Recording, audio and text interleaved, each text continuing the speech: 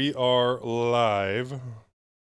Like I said, Joe, anything that doesn't say Dale or Moss is yours. That's fine. So I got the first one. Yep. That's fine.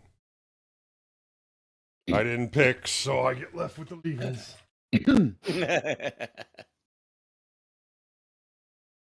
All right, we ready? Are we? I got the first two. Oh well, we can split that up. So anything you don't want to do, let me do. You want to do the one on Asahi? No, Dale should do the one on Asahi. Yeah, Dale should do Asahi. Asahi. I should do the Risk 5 one. It's short anyhow. Okay. You want?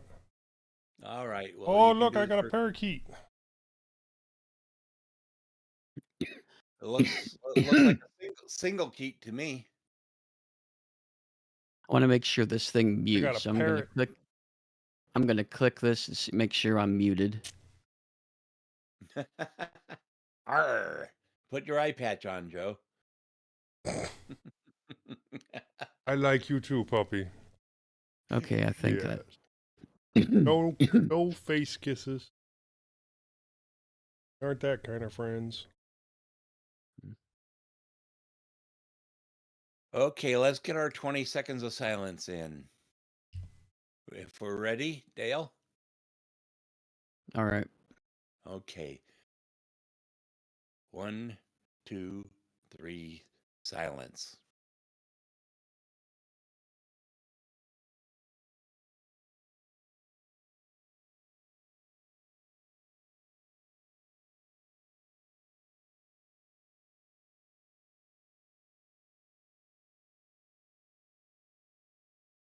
That's about it. I heard a little mic noise pop in every now and again, but it should be okay. Well, should we get this show on the road? Yeah, I'm good with starting. I suppose. All right.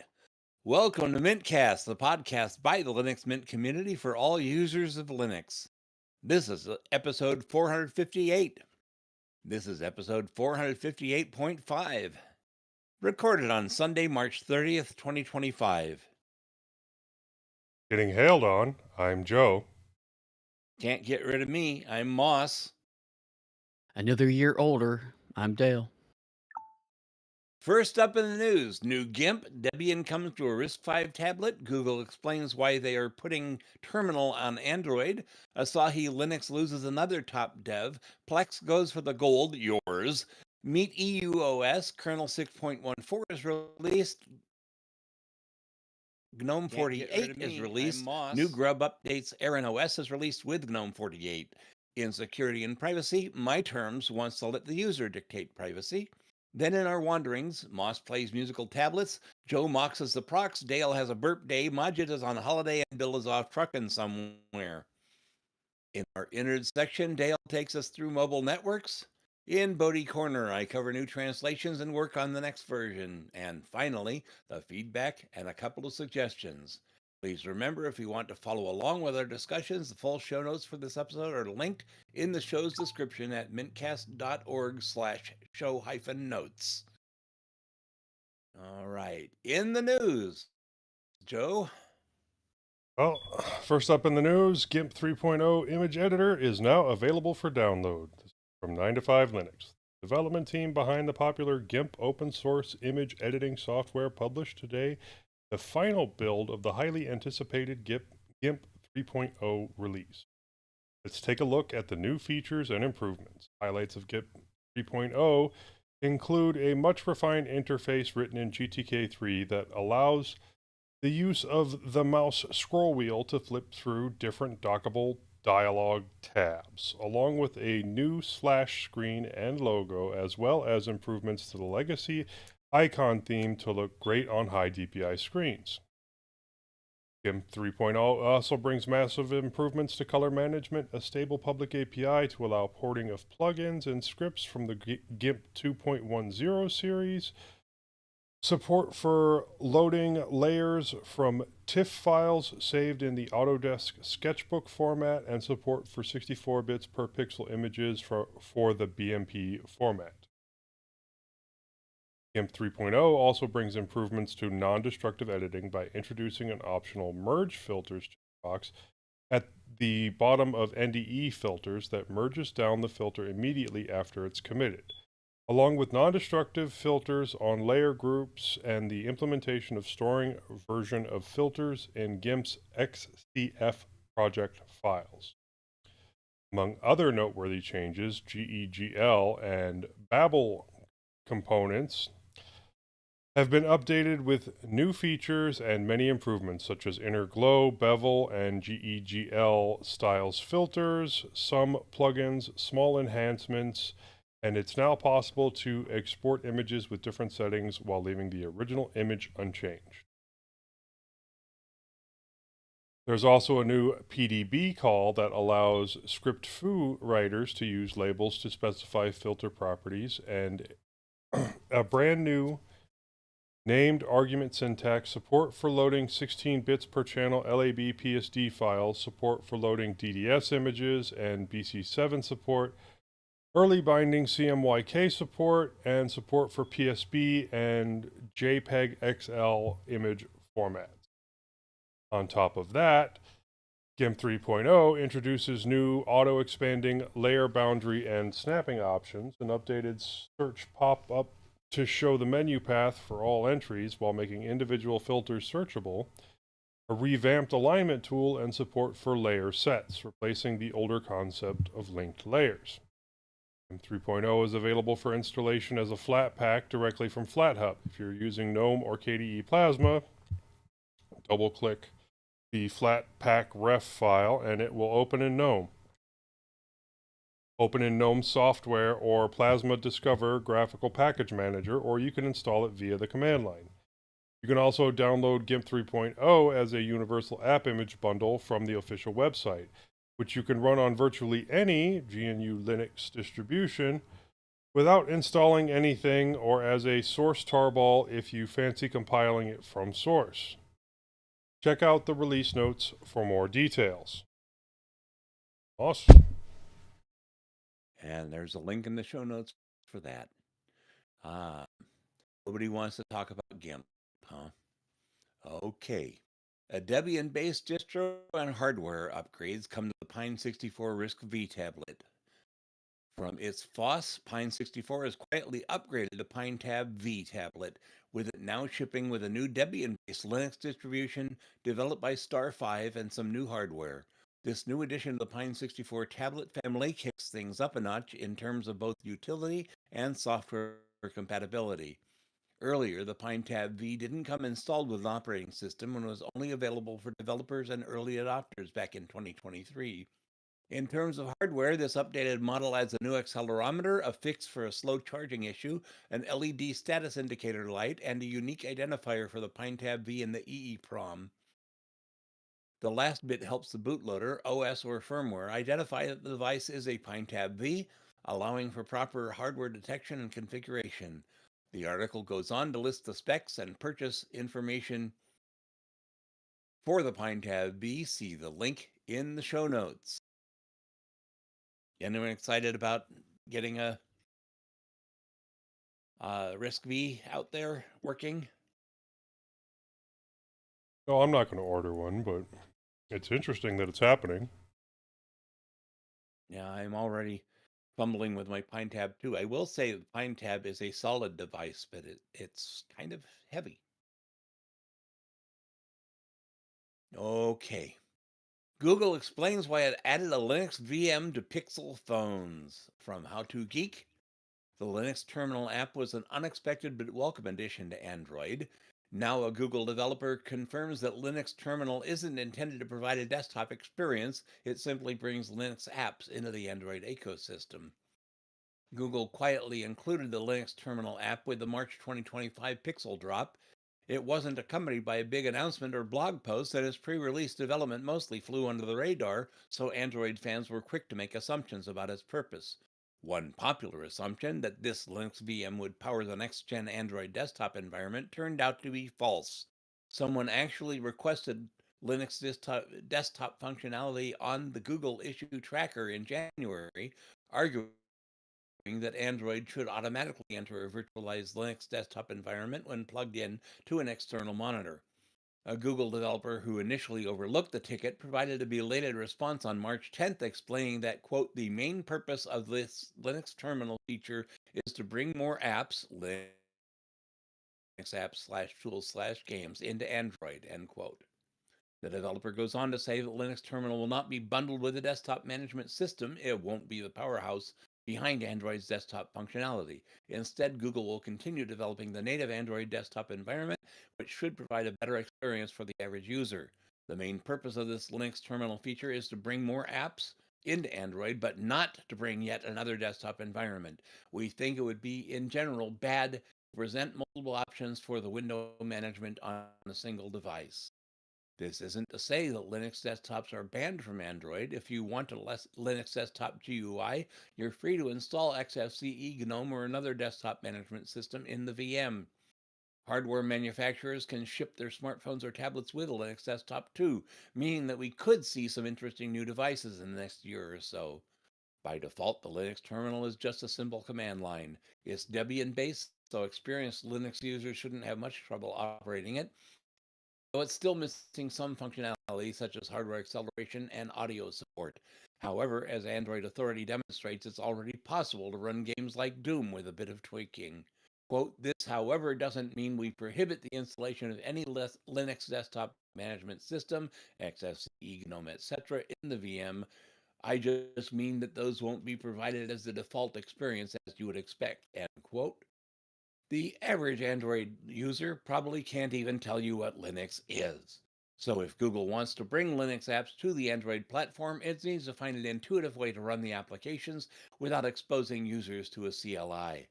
It should also develop a Linux app distribution method, ideally a Play Store integration, and provide an option to add Linux app shortcuts to the home screen. Unfortunately, we don't know if Google will actually implement these user-friendly features. The company doesn't do much hand-holding when it comes to Linux on Chrome OS, so the same may be true for Android. Yeah, this program, Terminal, it's actually pretty nice, but it is definitely not a full-fledged, Linux VM. It can be used to potentially install one, but it's a complex process in most cases, even with third-party install-it-yourself applications. Still, it's just might be tempted. Well, I just might be tempted to install Moksha on my smartphone. You won't enjoy the experience, I promise you, boss. But I have never built Moksha from source, so there is a company that already did this once and then dropped it. The whole You're referring to Dex? Yes, Linux on Dex. Well, it's still depending on your age and your eyesight, you're still looking at something this big, which I have Juice SSH on here so I can SSH into my servers remotely. And I can do that, but I don't know if I want to do anything really more than that. Well, It'd be kind of cool. You doing what you do as a profession, driving a truck, you're probably not thinking about sitting at a desk, hooking up a monitor to your phone, at least not on any type of regular basis. I forgot about the USB-C ability to have monitors. Mm-hmm. I see the benefit now. Yeah, I wasn't thinking about that. Which is what Dex used to do before they got rid of the Linux portion. But like for me, you were talking about Juice SSH. I have Juice SSH installed, but and I do use that on occasion. But what I've been using lately is actually Proxmox and no VNC. So I get the full-fledged desktop experience on a second monitor on my phone, and it's not, me trying to see all that tiny script on a little 7-inch screen. It works out pretty well. Yeah, I can see that now. Okay, moving on. Asahi Linux loses another prominent dev as GPU guru calls it quits. And this is from the Register. Another developer has dropped out of Asahi Linux, the project to get Linux up and running on Apple Silicon Macs. On Tuesday, a developer going by Asahi Lina and that she was going to be pausing work on Apple GPU drivers indefinitely. Asahi Lina posted on Blue Sky, I no longer feel safe working on the Linux GPU drivers or the Linux graphics ecosystem, end quote. The Asahi Linux project added the developer to the quote past major contributors end quote list and describe Lina as a quote GPU kernel sorceress end quote. Lina joined the team to reverse engineer the M1 GPU kernel interface and found herself writing the world's first Rust Linux GPU kernel driver. Outside of GPU, she sometimes hacks on open source VTuber tooling and infrastructure. And I'm imagining words for some reason. A VTuber is an online entertainer who uses a virtual avatar instead of a webcam to present on video streaming platforms. It is an effective way to conceal one's identity. Lina's departure follows that of Hector Martin, Asahi's Linux project lead, who resigned in February, citing developer burnout, demanding users, and Linus Torvalds' handling of the integration of Rust code into the open source kernel. The departure will cause headaches for Linux graphics support on Apple Silicon, alongside Alyssa Rosenwig. Asahi Lina has been one of the most prominent developers working on the Apple Linux GPU graphics stack. When Martin resigned from the project, a list of 7 contributors was compiled to manage the project's going forward. Bear with me, I have some sinus issues. Asahi Lina was not on that list. Asahi Linux aims to port Linux to Apple Silicon Macs. It had made solid progress over the years, and in December of 2024 pushed out Fedora Asahi Remix 41, which, in the experience of Mac Mini M1 user, worked admirably well. Words. Considering it was only 2022 when the first Asahi Linux Alpha release turning up, work has been rapid, and installation process is now far less daunting. Despite the changes with the Asahi Linux projects, Fedora Asahi Remix 42 beta was announced this week, with a non-beta version due approximately a month. Alongside the overall Fedora Linux 42 release, one notable change for Apple Silicon users will be the integration of FEX in Fedora Linux. This should make running x86 and x86-64 binaries emulation easier. Well, this is kind of a bummer. More than a bummer. I need more. I need more of an explanation. Yeah. I no longer feel safe working on Linux GPU drivers or the Linux graphics ecosystem. That sounds like something else was going on there. I need detail. Well, there has been something going on. You know, the previous developer, they mentioned him, Hector Martin. He left a very extensive list of his reasons for leaving, and apparently they've been taking a lot of shit when they upstream stuff to the Linux kernel, and it just didn't seem to be a friendly environment. And I would say that if it's not friendly for a guy, it's probably less friendly for a female in the current environment. Okay.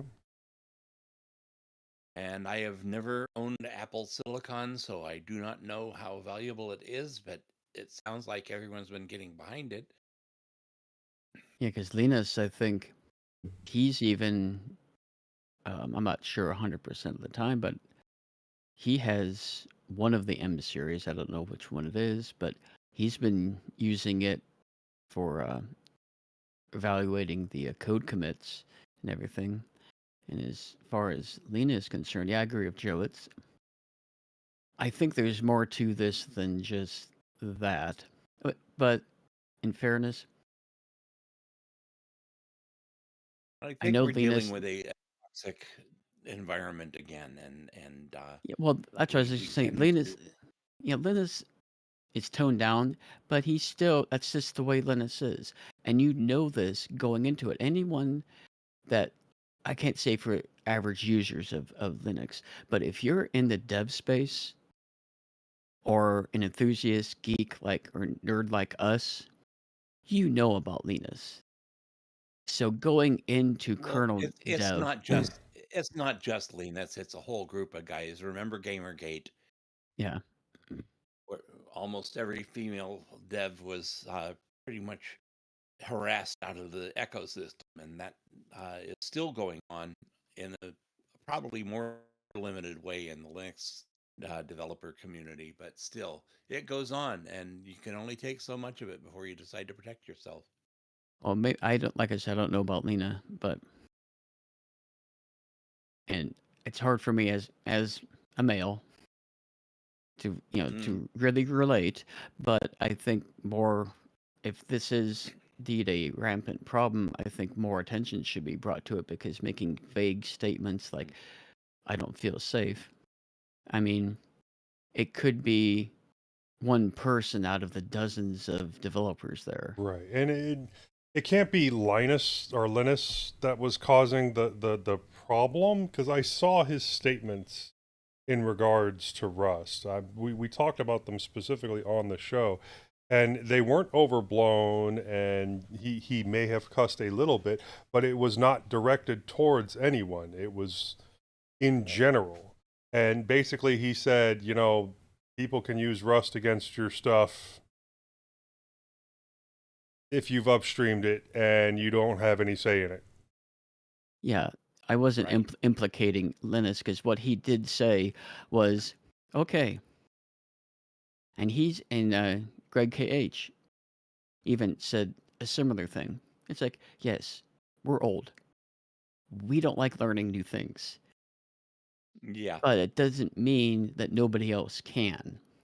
And pretty much what Linus said, okay, you want to do Rust? Do Rust. And for the people that want to integrate the rest, they can integrate the rest. I, as a Otherwise, maintainer, keep your mouth shut. Yeah. I will do my best to, you know, learn the rest enough to be proficient in committing the code, and that's what Greg KH, and because he's got a bigger issue because of his. I'm not sure if he's still in USB dev, but he did a lot of work on the USB HID subsystem, and I can see that being part of Rust eventually, if it's not already. But yeah, like what Ma said, you don't want to do Rust, don't have anything to do with Rust. But what you're not going to do is chastise people for Complain using about it. other people. Right. Okay, well, let's see what's going on in Plex. Plex is cracking down on its version of. I knew I was going to cough. Excuse me.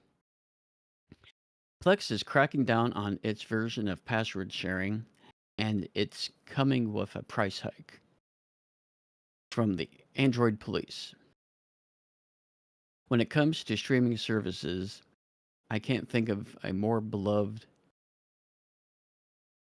I can't think of one more beloved than Plex. Sure, it's not exactly a Netflix alternative, but where you're running your own home server or browsing the collection of someone else's, it's a great way to keep a large amount of media browsable in one space. That said, one of Plex's main use cases, serving as a way for lots of people to You browse skipped a a line, sing. Dale. Dale, you skipped a line. It, it's a great way to keep a large amount. I thought I said that. That said, Okay, now you even. yeah, okay. I'm sorry. I, no, that's okay. I even increased this to 150%. So, that said, one of Plex's main use cases, yeah, I didn't read this. That said, one of Plex's main use cases, serving as a way of lots of people to browse a single shared server, is going through a pretty big change, and it's bound to leave some customers frustrated. Today's news is actually sort of two announcements tied together, and it's worth tackling both of them head on before considering how they might affect Plex fans via TechCrunch. First and foremost, you'll need to be a Plex Pass subscriber to use remote playback, which is likely how most people interact with the app. Starting on April 29th, unless you're streaming on a local network, you will need some sort of paid Plex Pass subscription access to your library. Now, surprisingly, Plex has thought through what might happen if server owners are unwilling to pay. So, if the owner of the server you rely on does not pay for Plex Pass, you'll be able to pay for Remote Watch Pass for either $2 per month or $20 per year, which will reactivate remote streams for your account. Either way, though, someone's going to have to pay beginning next month. It's very reminiscent of how Netflix handled password sharing with accounts over the past 2 years, albeit with a Plex server based twist. Obviously, it's not identical. You don't typically share an actual password with Plex, but access to the server.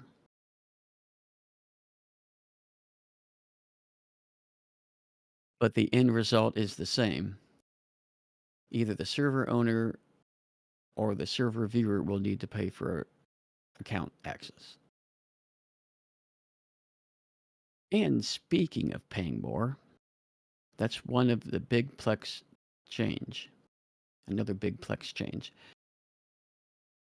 Timed not so perfectly with today's remote viewing charges. Plex Pass is getting much more expensive in just over a month. On April 29th, monthly pricing will run users $7 per month, up from $5. Annual pricing will jump to $70, up from $40, with the lifetime passes now running fans $250, up from a measly $120.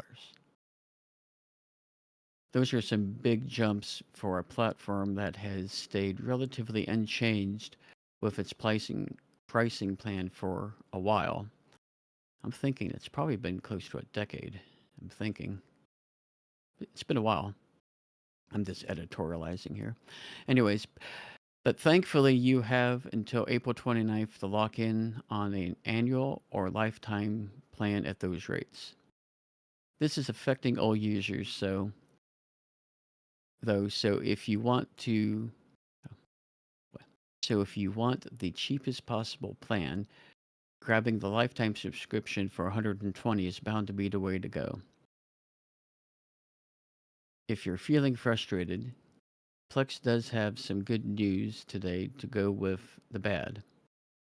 Mobile unlock fees are dead. Previously, to stream content to Android or iOS devices, you either needed to pay a one-time activation fee or subscribe to Plex Pass to get a full experience. Otherwise, your playback was capped after 60 seconds. That will go away after the new and surprisingly well-received mobile Plex app goes live in the near future, which should help make those feel a little more understandable. And one of the things that I read, and I could be mistaken here, if the person that's running the Plex server has Plex Pass, the person connecting to it doesn't need the Plex Pass because that person is paying for the Plex Pass. But if the user that's running the server, I guess it's a moot point now because you have to pay for Plex Pass to be able to do remote viewing. Because the way it was is if you didn't pay Plex Pass, but a person that was paying for Plex Pass would be able to access the server. I can't Oh, remember the how. way Well, the way let's do it the way we're doing it because Joe has a Plex server. You have a Plex server, Dale. I don't think I've tacked onto your Plex server to use anything, but I use Joe's rather frequently. Joe has a lifetime Plex pass. The yeah. question is, will I have to start paying something to access Joe's Plex? No, That's what I. the way this I mean, that. the way this Go ahead, Joe. read, you shouldn't have to. Yeah. The way it read, it sounds like as long as one person's paying, i.e., the person that owns the server, then you're fine. So my lifetime pass should be more than acceptable, and um, this won't affect many of your actual like tech nerds where you have to be local network in order to be able to get it to work. I mean, all the hardcore tech nerds that I know are running some type of VPN back to their house, so that way it looks like they're on their local server anyway. It prevents a lot of port forwarding, so and increases security. But yeah, I mean, it's I'm still going to push myself to see how much better or worse Jellyfin is as opposed to Plex. Oh, do we want to move on to the next one? We Boss? can move on to the next one. EU OS is a new community-led Linux alternative for Europe's public sector. From Linuxiac, here's something interesting that caught our attention recently, a new community-led project called EUOS that plans to offer a free Fedora-based Linux operating system specifically tailored for Europe's public sector. First and foremost, this initiative is still in its very early phases. The official project documentation includes a conspicuous warning that at the moment it is a work in progress. Simply put, you haven't released anything yet. No installed ISO, no alpha version, not even some technical details. Just an idea at this point. It is designed as a proof of concept built upon Fedora Linux, complemented by the KDE Plasma desktop environment. According to the developers, countries could add a specialized national layer, regions could add their own enhancements, and individual organizations could fine tune additional functionalities. This layered approach is planned to allow administrators to combine shared core elements, including user management, device provisioning, software deployment, and data handling, with more targeted adjustments. As a result, developers and IT experts can focus on local priorities without losing sight of collective European interests. Moreover, EUOS aims to embody the public money, public code principle, whereby software funded by the government is open for everyone to use, improve, and share. That philosophy is expected to spur innovations well beyond European borders, as no per seat licensing fees and flexible standards attract fresh ideas from both the public and private spheres. Looking ahead, the project plans to leverage CI workflows to build an atomic operating system, run installation trials on various hardware, and demonstrate real world proof of concept among early adopting organizations. Meanwhile, supporters hope that the European Commission itself will step in by hosting EUOS on a dedicated platform and providing substantial backing. So let's make it clear, even though the name EUOS might suggest a connection to the European Union, as well as a strong reference in the logo, it doesn't actually seem to have any official ties to the EU organization itself. In our opinion, the name is a bit misleading, and it's easy to see how people might mistake it for an official EU initiative, but it's not. One thing about the logo, maybe it's worth rethinking. The mouse cursors replacing the familiar stars kind of look like missiles being launched or fighters, at least to me. That imagery doesn't really match the message the abbreviation EU is meant to convey. Last but definitely not least, we find the choice of Fedora as the base a little surprising. Since Fedora is largely developed in the US by Red Hat, which IBM owns, it doesn't exactly scream European. With a strong European option like OpenSUSE available, Fedora doesn't strike me as the most obvious foundation for a project calling itself EUOS. For more information, visit the project's website, and we do have a link in the show notes. I really don't have anything to say about that. Yeah, my whole thing of reading the article was said in the next last paragraph. Why aren't they using SUSE? Well, probably because there's more support behind Fedora. In Europe, I'm not sure. Altogether. Well, SUSE is still the number 2 money-making distro in the world, with Okay. Ubuntu trailing sadly behind. Okay, well, if you got nothing else to say, let's move along. Linux kernel 6.14 officially released. This is what's new from 9 to 5 Linux. Today, Linus Torvalds announced the release and general availability of Linux 6.14, the latest stable kernel version that introduces several new features and improvements, better hardware support, and more. Highlights of Linux 6.14 include ButterFS RAID 1 read balancing support, a new NT sync subsystem for WinNT synchronization primitives to boost game emulation with Wine, uncached buffered I/O support, and a new accelerator driver for the AMD XDNA Ryzen AI NPUs. Also new is DRM panic support for the AMD GPU driver, RefLink, and reverse mapping support for the XFS real-time device. Intel Clearwater Forest server support, support for SE Linux extended permissions, Fuse support for IO U-Ring, a new FS Notify file pre-access event type, and a new C group controller for device memory. It also brings core energy counter support for AMD CPUs, power supply extensions to allow adding properties to a power supply device from a separate driver, support for T-head vector extensions for RISC-V architectures, and power management suspend resume support for Raspberry Pi devices.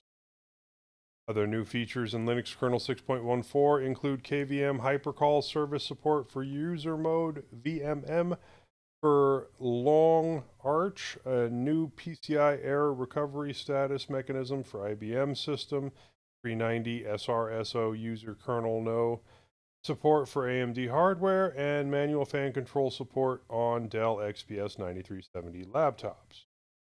On top of that, Linux 6.14 adds support for a greater range of MPU access sizes and deferred read-write support for SoundWire devices.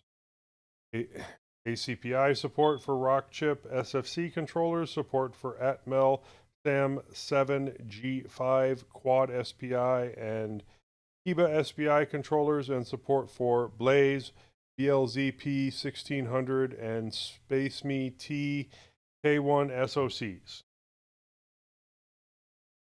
Also new is support for restartable sequences on the Open RISC architecture, support for AMD P-State preferred core rankings, SHA-512 support for signing kernel modules, support for allocating and freeing frozen pages, a new DP desk memory descriptor, and new BPF K-funcs for disabling and restoring CPU interrupts. Further enhancements to ALSA, raw MIDI, and sequencer APIs for MIDI 2.0 have also been added, along with a new feature that promises to significantly reduce the duration of system suspend and resume transitions on some machines, as well as lazy preemption support for the PowerPC architecture.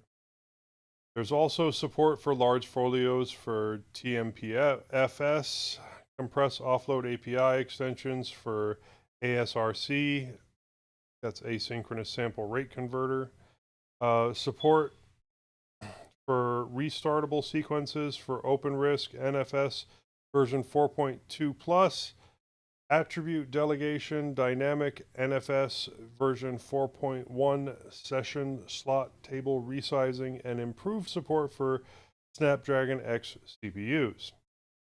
Some interesting networking improvements in Linux kernel 6.14 include IPsec support for IPTFS AgFrag encapsulation, allowing aggregation and fragmentation of the inner IP, support for jumbo data packet transmission in RX RPC sockets, and phylib support for in-band capabilities negotiation.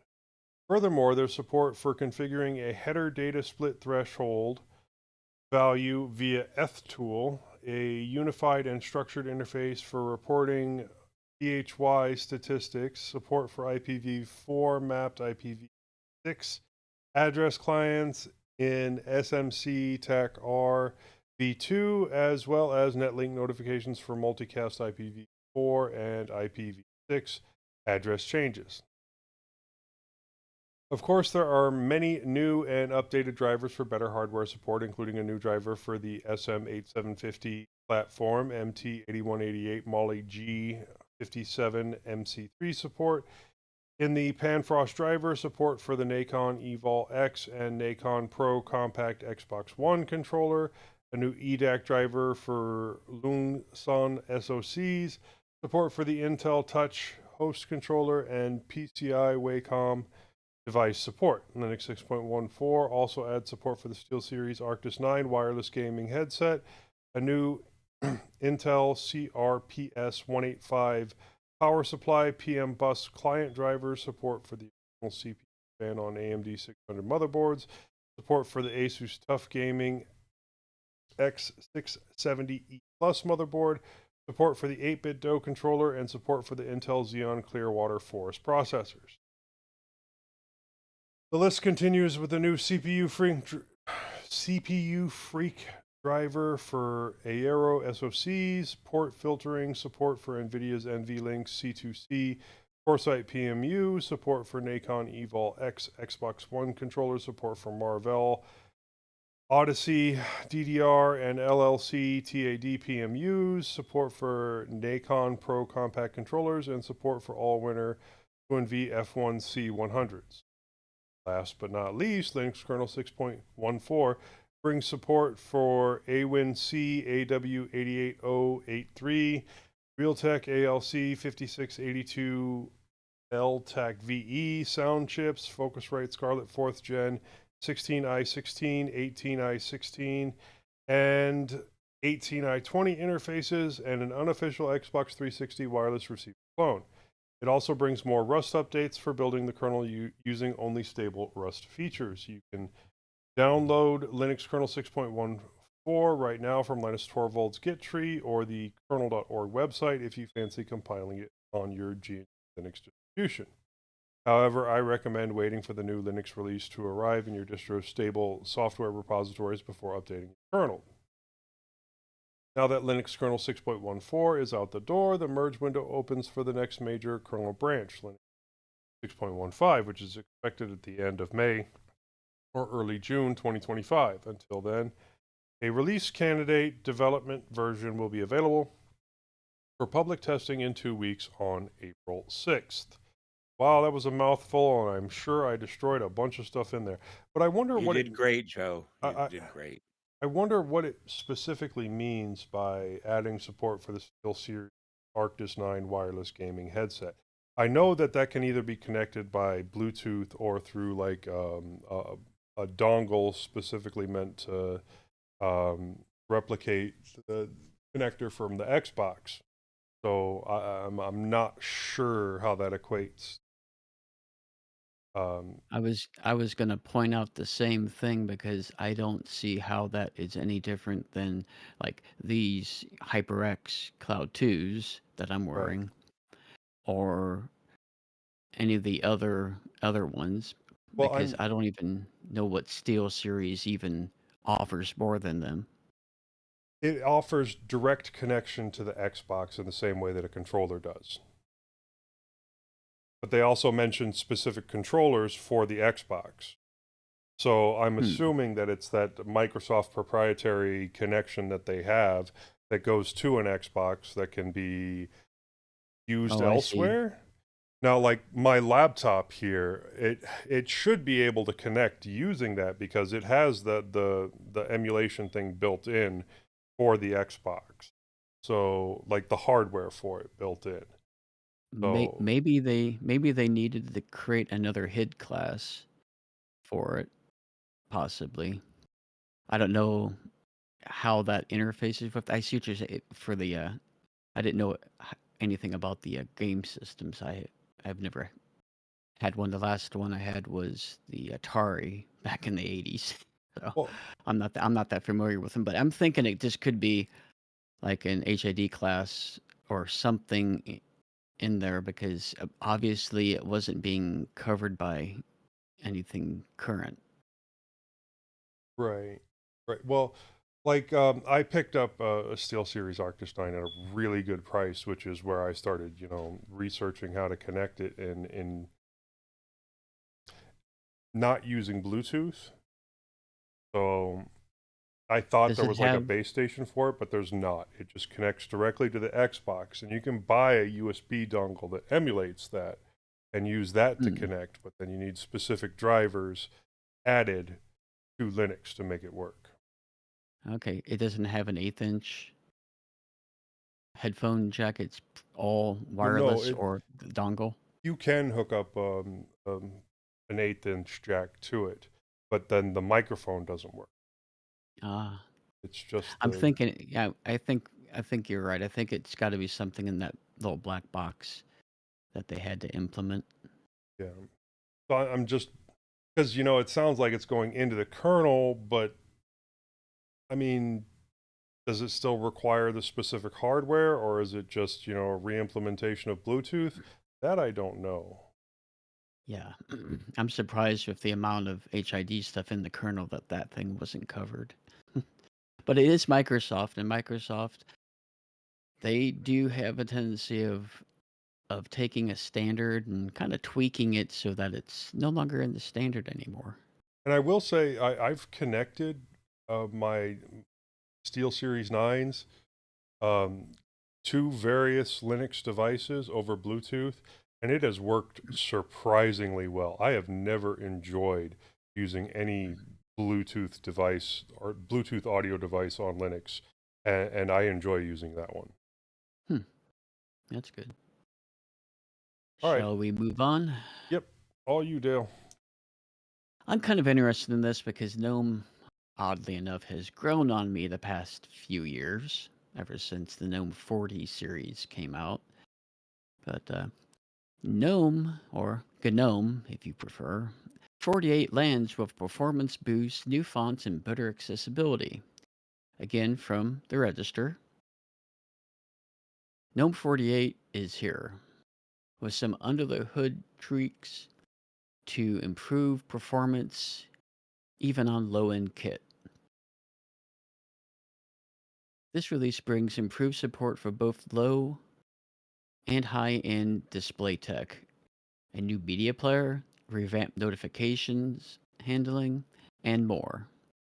It should run faster and more smoothly even on low end computers and on lower end GPUs, and use less memory while doing it. The Orca screen reader works better in the default Wayland session, and GNOME's global default theme, Adwaita, now has new default fonts.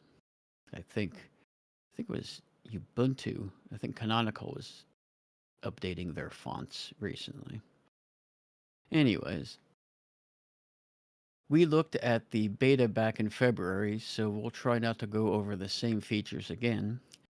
The release notes are clear, readable, and aimed at a general audience. So for a full rundown, you should give them a look. GNOME 48 showing the overview with 2 virtual desktops and the favorite apps in the dash at the bottom. The release is codenamed Moss Bengaluru. Bengaluru. Bengaluru. Okay, I'll go with that. After the city known as Bangalore, well, I can say Bangalore, the capital of Karnataka,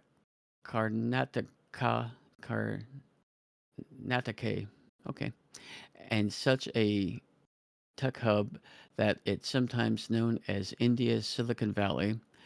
The city was the venue for last year's GNOME Asia conference.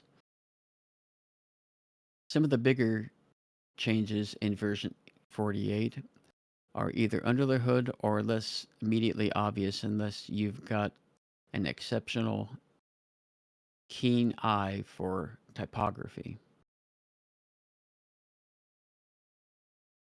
Two that we're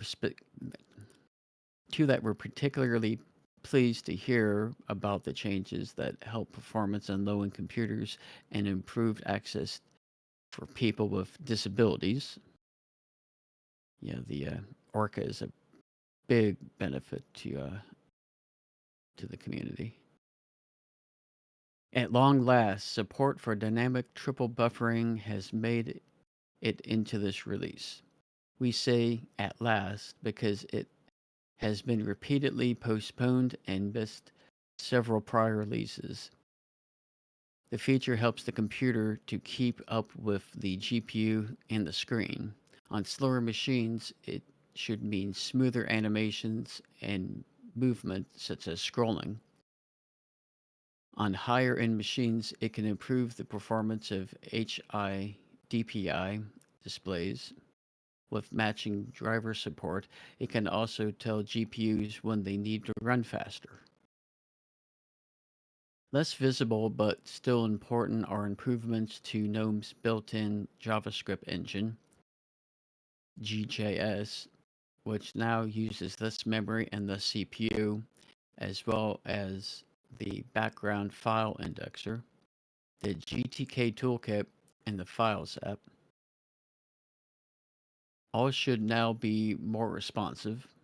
Also, GNOME's built-in screen reader Orca, which is also used with some other desktops such as Elementary OS, has been upgraded and it now works better in Wayland. Both of these matter because, as well as being the default desktop of all the big enterprise distros, GNOME is also part of Endless OS, a non-profit backed distro aimed at lower end machines. Endless is trying to improve access to computers in developing economies, especially in Latin America.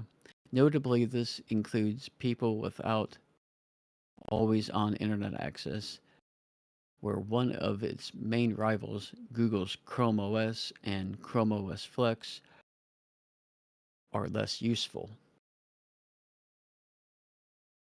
On the high end, if you're lucky enough to have a high dynamic range HDR display, the GNOME now natively supports this. It needs to be manually enabled and isn't compatible with many display subsystems yet, but it's an important first step. A slight snag is on some displays this means software brightness controls no longer work, so it must be simulated in software. As we covered before, the new global theme in GNOME 4X series has caused controversy, even leading developers to implore, please don't theme our apps. Now with Adwaita, themes includes new default fonts both for the general UI as a whole and new monospace font that you'll see in the terminal windows and so on. Adwaita Sans and Adwaita Mono are based on the Inter and Losfeka typeface respectively. The Settings app has a new well-being section with tools to help you remember to get off your computer now and then. It can track how much time you spent using the machine, switch the display to grayscale, and other helpful features. The Vulture can attest that having such a feature, even on the very low end smartwatch, helps remind the meat sack that it needs to get up and move around occasionally. Okay, I didn't know we were supposed to get up and walk around. I'll have to remember that after sitting here typing in the innards for a couple After a days. 4-hour show, yeah, we should get up a little bit. Yes, and the 10-15 hours I spent on the innards. There are a range of tweaks and updates to most of the various accessory programs that come with GNOME, but we talked about the changes there when we looked at the beta last month. We gave a new version a spin both on hardware and in VirtualBox. It is quite demanding of your GPU, and we had to make some tweaks in both environments. We tested on Metal using a ThinkPad X301 dating back to 2008, and one of the lowest end machines in the Reg FOSDES test fleet. It is a Core 2 Duo SU9400 low power CPU with the chipset providing GMA 4500 MHD graphics. Yeah, that is kind of old. Even so, GNOME 48 ran surprisingly well and felt smooth and responsive. Mostly we couldn't spot the difference with the new fonts. Although smaller sizes, we did feel that Adwaita Sans looks slightly faint and fuzzy. GNOME 48 will be the default environment in both Fedora 42 and Ubuntu 22.04, of which are expected next month, and should also be included in Debian 13, which I'll editorialize saying that Trixie is now in the freeze. So whatever version they're running now is what you're going to have for the next couple years. And that's Ubuntu 25.04. Your tongue made it at 22. Oh, 2504. Well, I'm a time traveler. Yeah, I'm like Doctor Who, a time lord. One thing I wondered about this whole thing about he drives a TARDIS semi. Yeah, TARDIS. The thing about the fonts, I think most of the well, I wouldn't say a lot of the developers and enthusiasts are going to be installing nerd fonts anyway, so I'm not really sure if that's really going to be an issue. I think more of this is the tyranny of the default for the people that just don't change anything. Yeah. Well, I have never been comfortable with GNOME since version 3, and I will point out that this is really not version 48, it's version 3.48, because at 3.40 they dropped the 3 point. Ta-da. But you can loosely consider it 4.8, you know. Well, it's loosely 3.48, but they dropped the 3 point. Oh, 3 point. Oh, that's right. They were doing I forgot that they were doing subversions. Yeah. It's all very subversive. Yeah, it's been a while. Okay. Anything else to say on GNOME? Beep. Grub bootloader received 73 patches to fix a variety of recent security issues from Phoronix. The Grub bootloader saw a set of 73 patches last month for addressing a variety of security flaws that were discovered. Flying under the radar until now was a set of 73 patches needed in February to address a number of security issues, several of which were issued CVEs for the potentially exploitable security woes. While public 1 month and the patches were committed to the grub git codebase, no new tagged grub version has yet to be published. In fact, no new grub releases since the grub 2.12 release already 15 months ago. These grub security patches were only raised on my radar today with the GNU Boot 0.1 RC6 release. The new GNU Boot release candidate calls attention to the multiple security issues facing Grub, and they thus updated their included copy of Grub with the necessary security patches. Among the Grub security issues potentially impacting the GNU Boot users, quote, users having replaced the GNU Boot picture / logo with untrusted pictures could have been affected if the pictures they used were specially crafted to exploit a vulnerability in Grub and take full control of the computer. In general, it's a good idea to avoid using untrusted pictures in Grub or other boot software to limit such risks because software can have bugs. A similar issue also happened in a free software UEFI implementation. Users having implemented various user-respecting flavors of secure boot, either by using GPG signatures and or by using a grub password combined with full disk encryption, are also affected, as these security vulnerabilities could enable people to bypass secure boot schemes.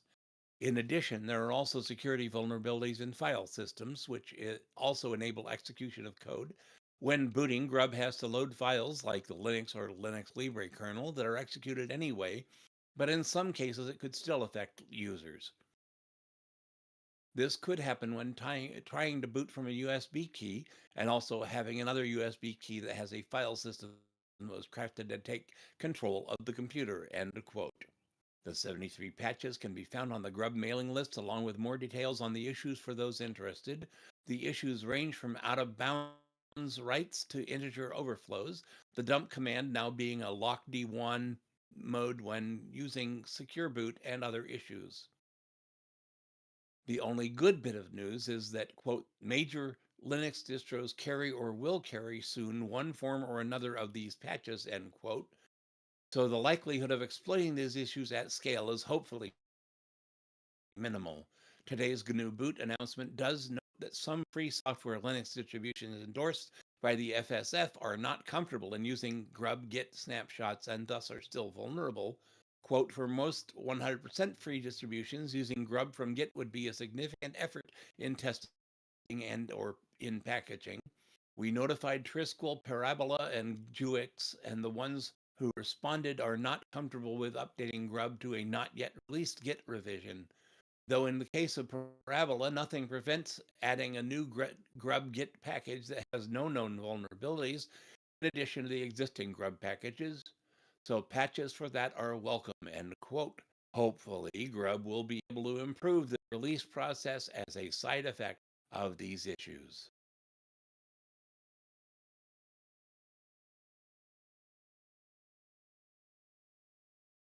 We've got to get Grub together here, folks. Wonder how much longer we're going to be using it, because we have system deboot, but there are distros and people that don't want to use system D. And then you have the other Uber nerds that just PK exec and boot the kernel that way.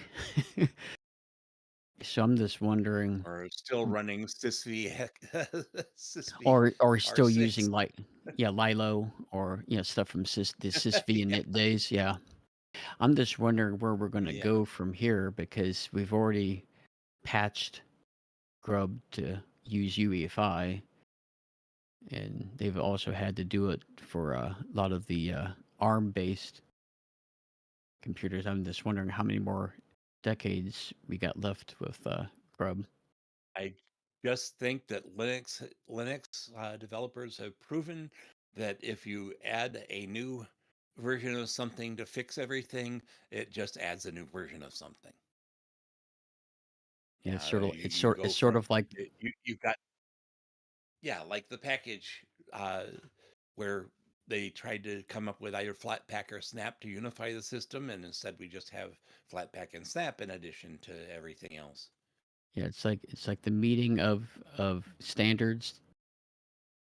They want to unify the 10 standards, And after 2 weeks of deliberation, we now have 11 standards.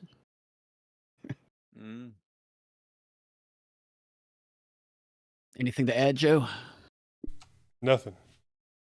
Okay, well, let's talk Moving about along. one of my favorite distros and maintainers. And this comes from Ike Doherty and his team. He has released Aaron OS 2025.03, released with GNOME 48, Mesa 25, and Linux kernel 6.13.8 from 9 to 5 Linux. Aaron OS 2025.03 is out today as the first release of this independent Linux distribution to ship with the latest and greatest GNOME 48 desktop environment in a live ISO image that anyone can test on their PCs. That's right, Aaron OS is one of the first distros to package and deliver the recently released GNOME 48 desktop environment to its users. GNOME 48 is a huge update featuring HDR support, dynamic triple buffering, Wayland color management protocol, a well-being feature, battery charge limiting, and more.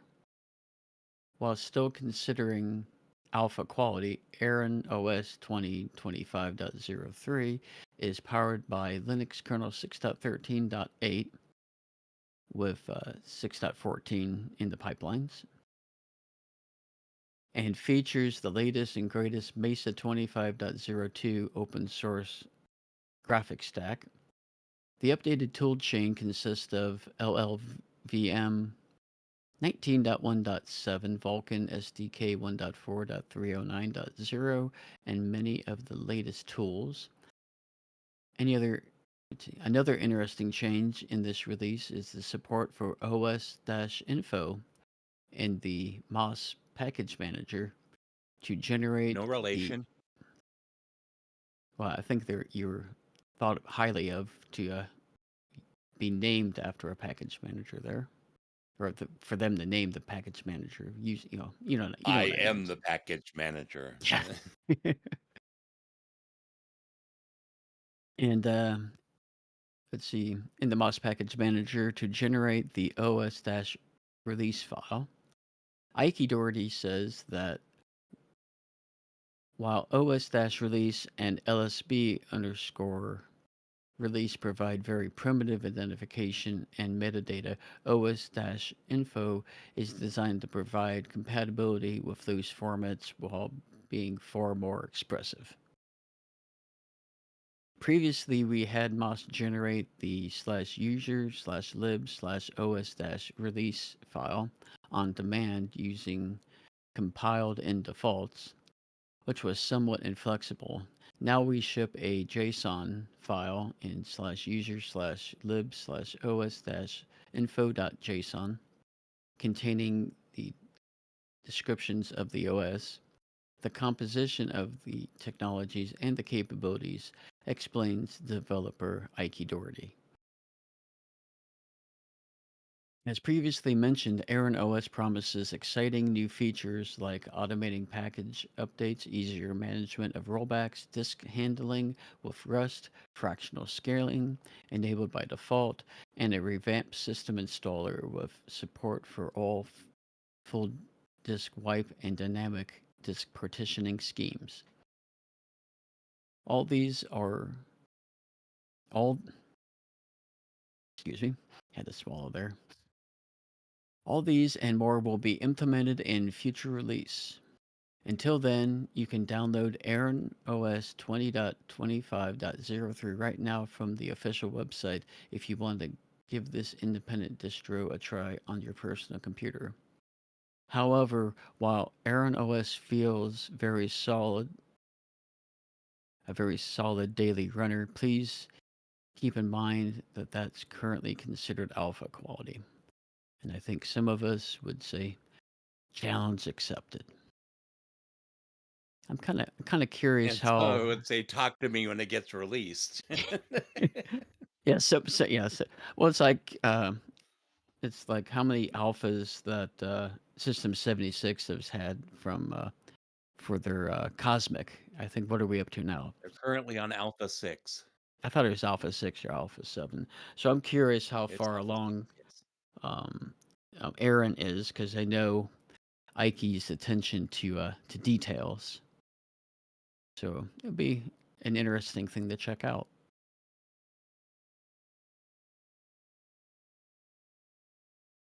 So we move on to security and privacy.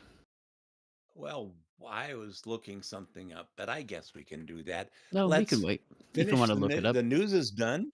The news is done. Let's kill it and get it over with. Security and privacy. Joe, take it away. Okay. My Terms wants to become the new way we dictate our privacy on the web. From Mars Technica.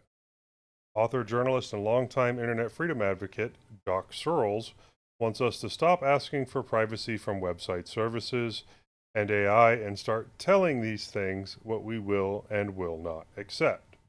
Draft Standard IEEE P7012, which Searles has nicknamed My Terms, akin to Wi Fi, is a draft standard for machine readable personal privacy terms. Searles writes on his blog that My Terms has been in the works since 2017, and a fully readable version should be ready later this year following conference presentations at VRM Day and the Internet Identity Workshop. The big concept is that you are the first party to each contract you have with online things. The websites, apps, or services you visit are the second party. You arrive either with a preset contract you prefer on your device or pick one when you arrive. And it tells the site what information you will and will not offer up for access to content or services. Presumably, a site can work with that contract, modify itself to meet the terms, or perhaps tell you it can't do that. The easiest way to set your standards at first will be to pick something from Customer Commons, which is modeled on the copyleft concept of Creative Commons.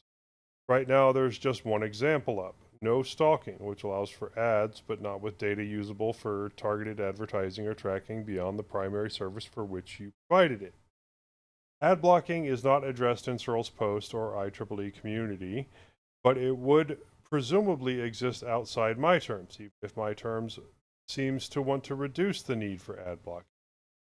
Searles and his group are putting up the standards and letting the browsers, extension makers, website managers, mobile platforms, and other pieces of the tech stack craft the tools. So long as the human is the first party to a contract, the digital thing is the second. A disinterested nonprofit provides the roster of agreements, and both sides keep records of what they agreed to. The function can take whatever shape the internet decides. Searles and his group's standard is a plea for a sensible alternative to the modern reality of accessing web information. It asks us to stop pretending that we're all reading agreements stuffed full with opaque language, agreeing to thousands upon thousands of words worth of terms every day, and willfully offering up information about us. And of course, it makes people ask if it is due to become another version of Do Not Track. Do Not Track was a request, while My Terms is inherently a demand. Websites and services could, of course, simply refuse to show or provide content and data if a My Terms agent is present, or they could ask or demand that people set the least restrictive terms. There is nothing inherently wrong with setting up a user-first privacy scheme and pushing for sites and software to do the right thing and abide by it. People may choose to stick to search engines and sites that agree to My Terms. Time will tell if My Terms can gain the kind of leverage Searles is aiming for. Now, I'm going to say probably not. It's hard enough to, you know, convince large companies of really anything where they might lose a profit. So, Well, they might lose a profit altogether if the users are savvy to what's going on and say, no, I want my privacy protected in this manner. yeah, but And if you can't, percentage I'll go use wise, something else. percentage wise, how many users do you think that there are that are savvy? Mm, sort of reminds me of when Adlai Stevenson was running for president, and he had some lady in the crowd cried out, "Mr. Stevenson, all thinking Americans are behind you." And he said, "That's not good enough. I need a majority." Ah! Ouch. But all right. not Well, I wrong. think that about does it for security. Not wrong. No. Which is why we did not have a President Adlai Stevenson. If I remember right, he ran against Nixon's first term. Anyhow, let's give this up or get it over with and move on to biweekly wanderings. And you're up first, Joe. Okay, well, I got the ThinkCenter M700 Tiny that Moss sent me set up as a Proxmox node and attached it as a second node in my network. I installed Proxmox and then I set up another MIT VM and was able to pass both the HDMI with all functionality and the built-in audio to the VM, as well as using PCI pass-through for the USB ports on the device. I also set the VM to auto start at boot. This makes it so that even if the whole device is brought down and powered back up, it will seem like just a normal computer running Mint instead of a Proxmox node. That way, my family will not have any issues using it until something messes. Now I can use the rest of the machine's resources for other things, while anybody using the machine will just see it as a regular set-top box, which should make it family approved. I also on Joe, it. isn't that incredible having this little bitty machine doing all this? Yeah. Yeah, I haven't even I'm talked about the rest impressed. of what it's doing. Yeah, I'm using the M700 Tiny as my desktop right now, and I'm just impressed. I keep thinking I need to get a more powerful machine, and I don't. It works. Yeah. 2016 model. Yeah.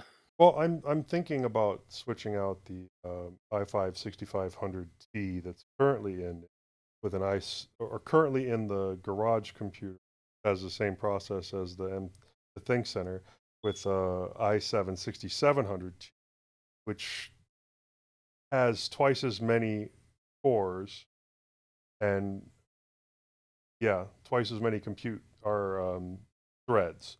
So that would make it a little Well, bit better for what I'm doing. if you look at the specs on those two processors, the 6500T outperforms the 6700T in almost all categories. Except for the number of cores. Well, except for the amount of heat that the 6700 puts out that the 65 doesn't.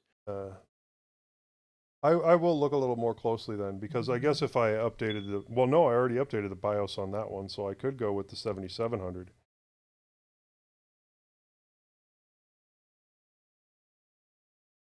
I guess that would be kind of cool. Okay, so on the ThinkCenter, I also set up an LXC for WireGuard. Since this will be in my living room next to the modem, after setting it up in the living room, I tested out the speed versus the WireGuard that I've been using directly on the router. And while the router itself was getting around 150 Mbps with WireGuard, the Proxmox LXC was getting between 180 and 200 Mbps. I assume that is due to the overhead involved and the fact that the router has less headroom than the ThinkCenter. So now the ThinkCenter is my primary WireGuard connection to my house, and my router will be my backup. I also use Proxmox helper scripts to remake my Pi-hole instance on it, just to get it moved and out of the way and onto a device that will probably get restarted less than the rack in the garage. Still need to get out to the shipping place and mail a couple of things to Moss. He mentioned on one of the shows that he needs a sound bar. I have a couple of those sitting around that I got secondhand and didn't like because I had to turn them back on every time I walked back to my computer. As in, they shut off after X amount of time and non-use. That, along with the stand that I printed for him, need to go out, but I just haven't put it all together yet.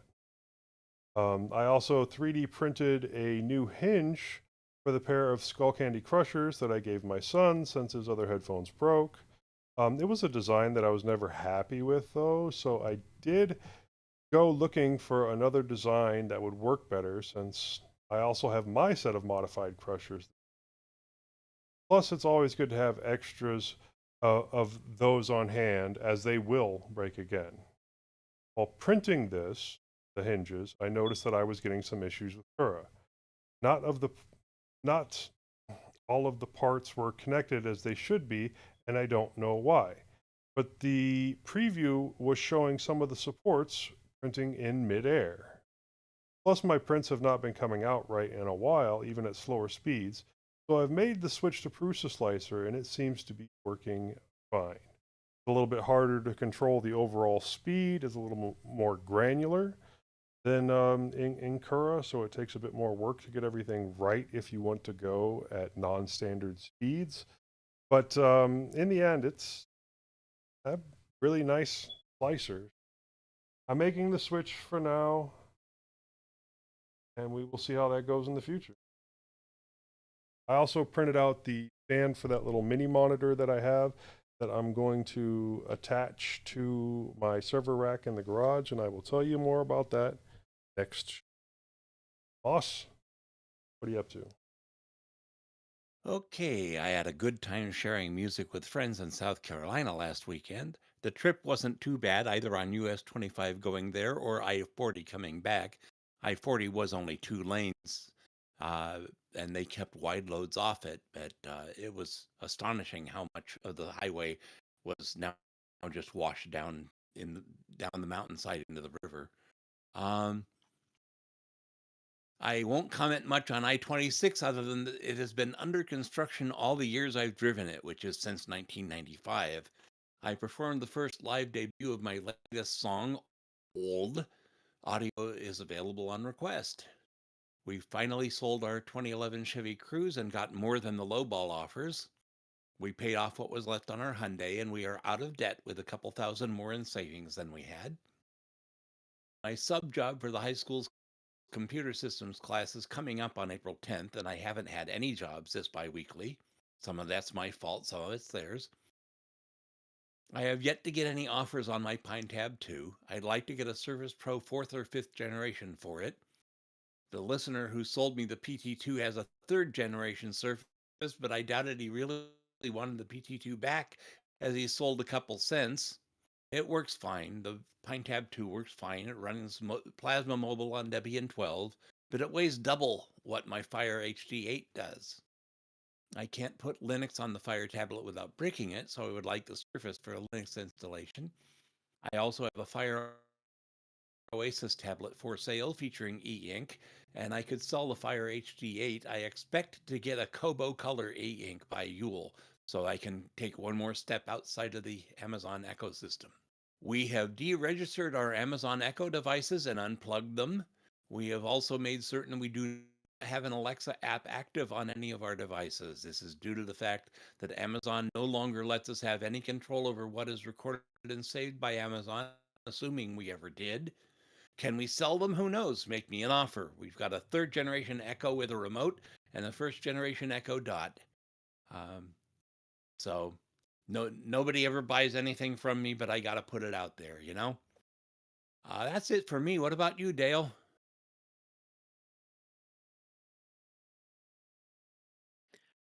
I took my System 76 Pangolin out of retirement because it was my newest laptop out of the ones that I have, except for the Inspiron 13. But that screen is getting a little bit too small, and this one has 15.6, just like my T580.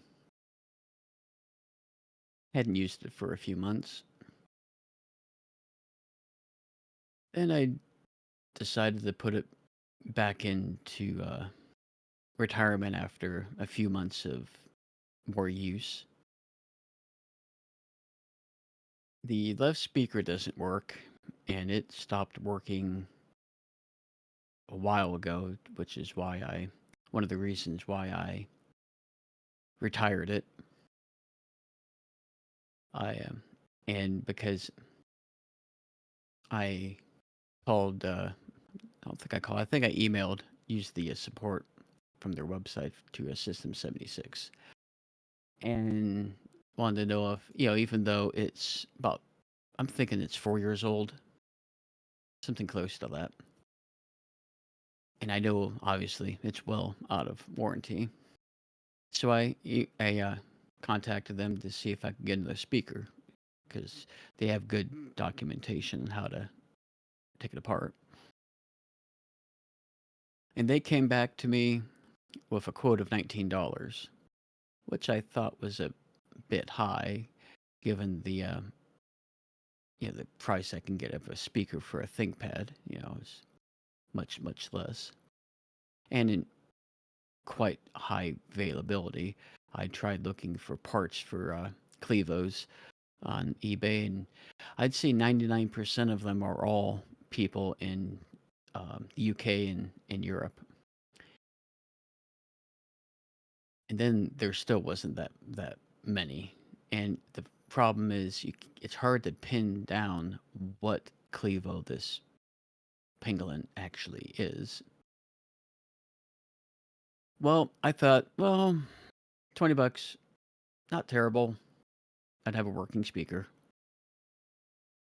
That was until I read the rest of the message they had sent me. They quoted me like $30 to $40 for shipping.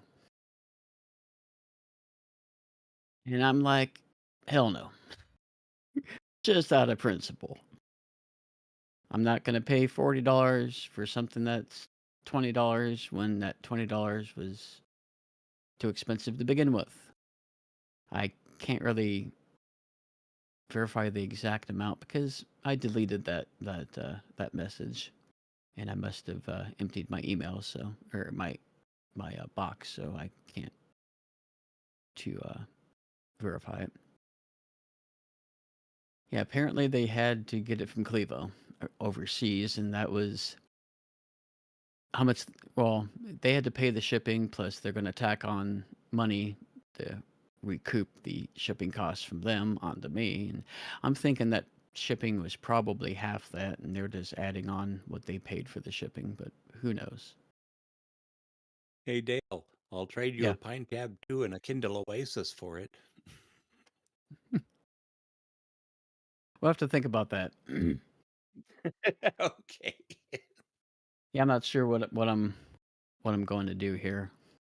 I had one of the cosmic betas on it to take a look. I'm thinking it was beta 4, or not beta 4. I mean, I should change the notes to alpha.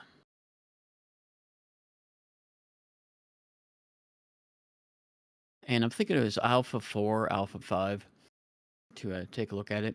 And it's coming along. I'm not sure if I would use it. I'd have to wait and see until it's fully implemented, because I do not like how the keyboard shortcuts and the tiling effects work on it. It seems kind of very confusing, like very brief explanation, and I haven't used it since then, so they could have updated it by now. But the very short version of it: when you open up a workspace, you put an application on it. You open up a second workspace, you put an application on that workspace, and then you put open up another workspace. Well, what happens is, on any other desktop environment, most of them, I can't say all, but when you remove an application from that desktop, the desktop stays there.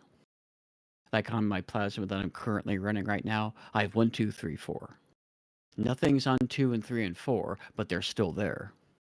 What Cosmic does is deletes the workspace.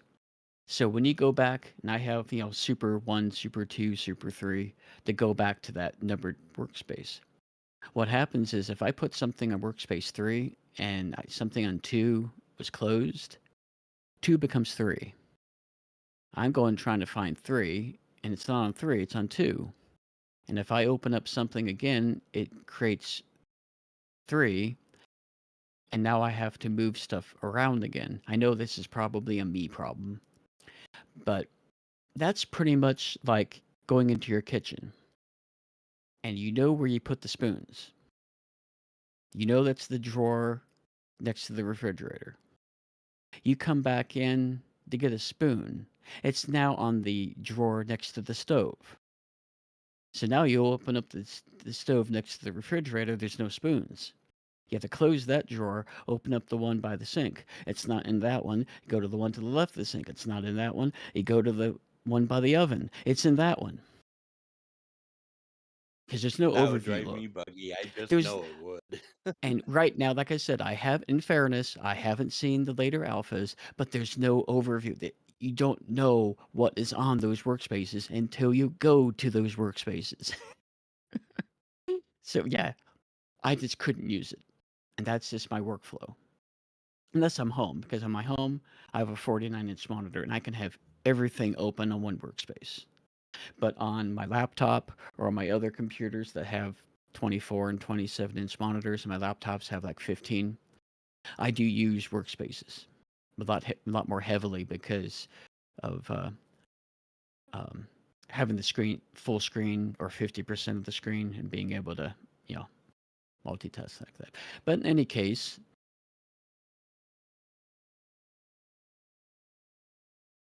so the thing that kind of irked me was the Wi-Fi stopped working on the Pangolin after an update, and it it wouldn't even see it. It wasn't even the fact that it wasn't connecting; it wasn't there. It's like the only thing it saw was the Ethernet controller, and I was on the road at the time when this happened. I'm like, well, this is useless now. And I wasn't really using it in production. I was, just playing with it. So when I got home, I put Fedora KDE on it and had to load the System 76 driver on there so that the keyboard lights and controls would work, and the power management, because they have that in their GitHub and you can install it. And they actually have a script specifically for Ubuntu and Fedora, which is nice. You just have to do that, and it makes it much easier to enable. I just wish you didn't have to load that in order to have keyboard functionality, but that's one of the issues with the Clevo that they based it on. And so I put Fedora on there, and everything was fine. And then, another update, and when I would watch a video or put an application in full screen, I'd get flickering. It was really, really annoying. And it was even worse when it was video, because it almost reminded me of the old tube TVs from the 80s where the frequency wasn't quite on sync and you'd have the rolling bars or you get static. Yeah, it was very annoying. But the straw that broke the camel's back, to use a metaphor, what pushed me over the edge to retire it was my audio would occasionally not work. I had no sound. I'd have Bluetooth, wouldn't have any sound. I didn't have any quarter or eighth-inch headphones to plug it in to see if it worked there, and I haven't really tested it since I got home.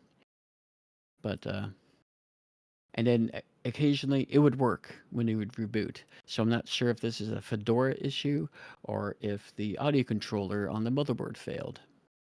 So I hadn't been on eBay for a while, and I thought, wonder what the laptop prices are on eBay. And I found a 2021 Lenovo T15 i5 11th gen with 8 gigs of RAM and a 250 gigabyte SSD.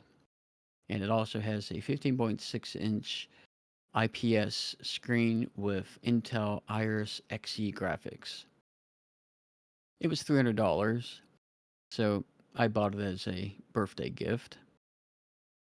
It's pretty much like new. It has some minor marks on the lid and some tiny scratches where people were to try to plug in the USB sticks and trying to line it up and kind of mark there. But otherwise, it's fine. And I hadn't bought a laptop since I bought that Pangolin 4 years ago. So, and I just don't pay full price anymore because that Pangolin was about $1,000. So it's not worth it to pay full price for a laptop these days. no. Considering And that 2 years later they go back on eBay at half the price or less. yeah, these are like lease turn-ins from companies where they lease like 1,000, 2,000 for their workforce, and then return it to the company to be replenished or whatever. So my main server went offline. It's basically what I was trying out Nextcloud with, and it went off about 2 weeks offline about 2 weeks before arriving home. I looked at my Unify controller and saw that it hadn't been online, and I couldn't SSH into it. It has an MSI Mag PSU in it. I had doubts when I bought it, just because they'd only been making PSUs for a few years. And I think it was Channelwell, which was the actual company that made the PSU. And I really didn't know that much about Channelwell. I knew that they made some industrial stuff, industrial power supplies.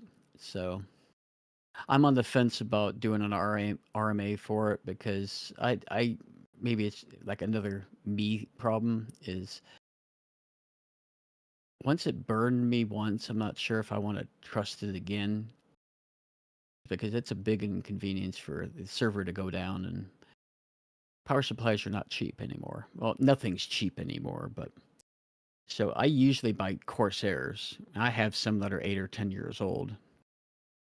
And they're not the most expensive ones, but they're in the $80 to $100 range. I haven't had time to either look at these problems because this past week I circled the sun for the 51st time. Happy birthday. Thank you. So you're 29 now. Yeah. Well, people when they see me, the highest I've ever had anyone guess my age was 40. Most people think I'm 35, 30, which is fine. I don't mind, but it's like, I spent 50 years to get this age, and I'd like to be recognized for it.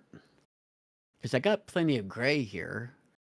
I just don't know what it is.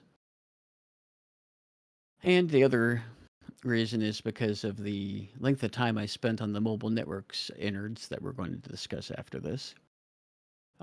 That took a lot of my time, which was fun. Like anyone that knows me knows that I like reading about history and learning how things work. And the last thing I did here was last month.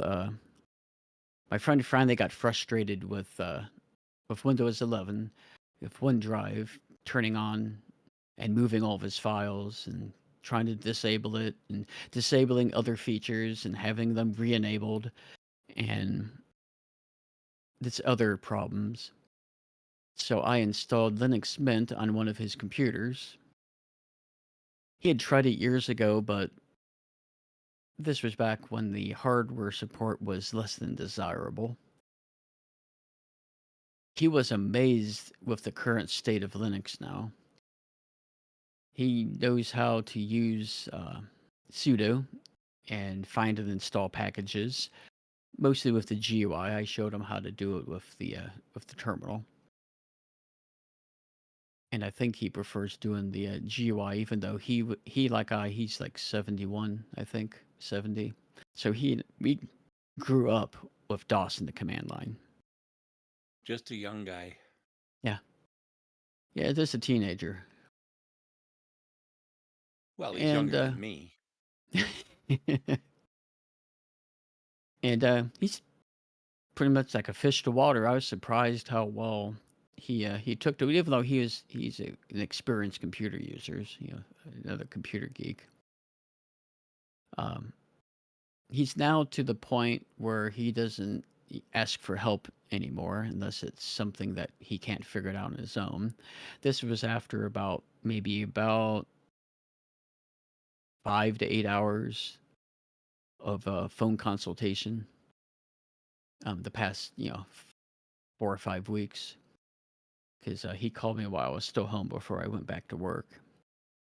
But one thing that he was really happy to see is some of the software that he used on Windows he could get on Linux.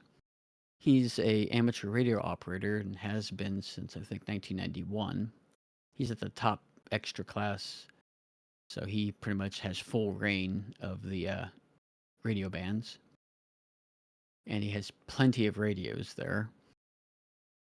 And one thing that he's gotten into is the digital modes on the HF frequencies. And he now has both of his HF radios working with Linux Mint. I think one of them is an ICOM 7300, and I can't remember what his newest one is. But they're pretty fancy anymore. I mean, they got little 5-7-inch LCD screens, and they can see the actual RF signal as it's going across, and it's really kind of neat to see. But he was able to hook up the CAT control. It's the terminology for computer-aided control, USB, so he can control the radio through his Linux desktop just like he did with his Windows machine. And the JTX software, which is JT8, I think, is the digital mode that they were using, and it's open source software called JTX. And he was happy to see that it was available on Linux, and he actually prefers how it works on Linux over how it works on Windows. So he's still dual booting because I set him up on a separate SSD, so Windows knows nothing about it. Well, it did. Somehow it incorporated itself into its boot manager and already wiped out Mint's grub once already. But I had set it up so he just has to use the boot menu. Press the whatever key it is on his computer. I think his is F11, and you select it from the list. But that's pretty much what I've been up to. And that does it for our bi-weekly wanderings. Let's move into Linux Innards, where this episode we're talking about mobile networks, and we are sending it back to Dale, who has done a wonderful research job for us.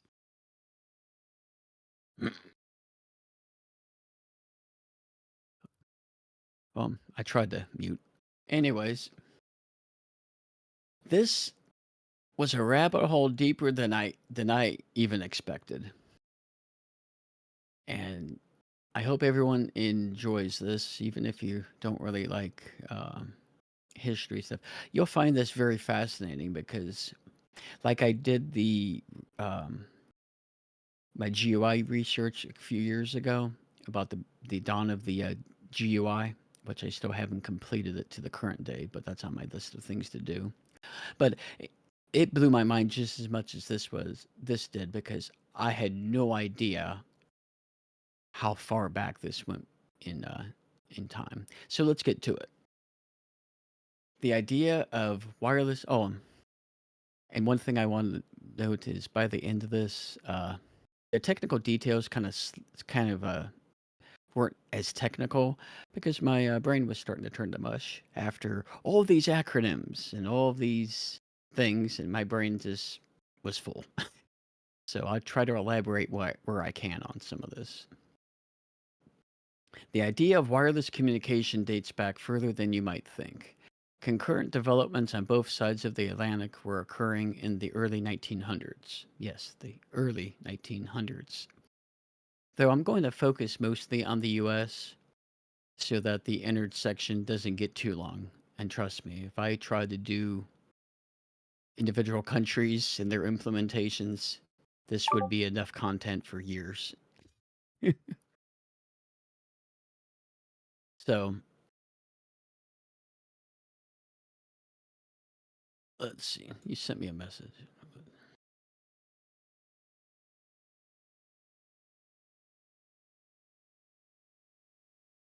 Okay, Moss sent me a message. I just wanted to check that. But in any case, here, move the web browser back over here so I can read it.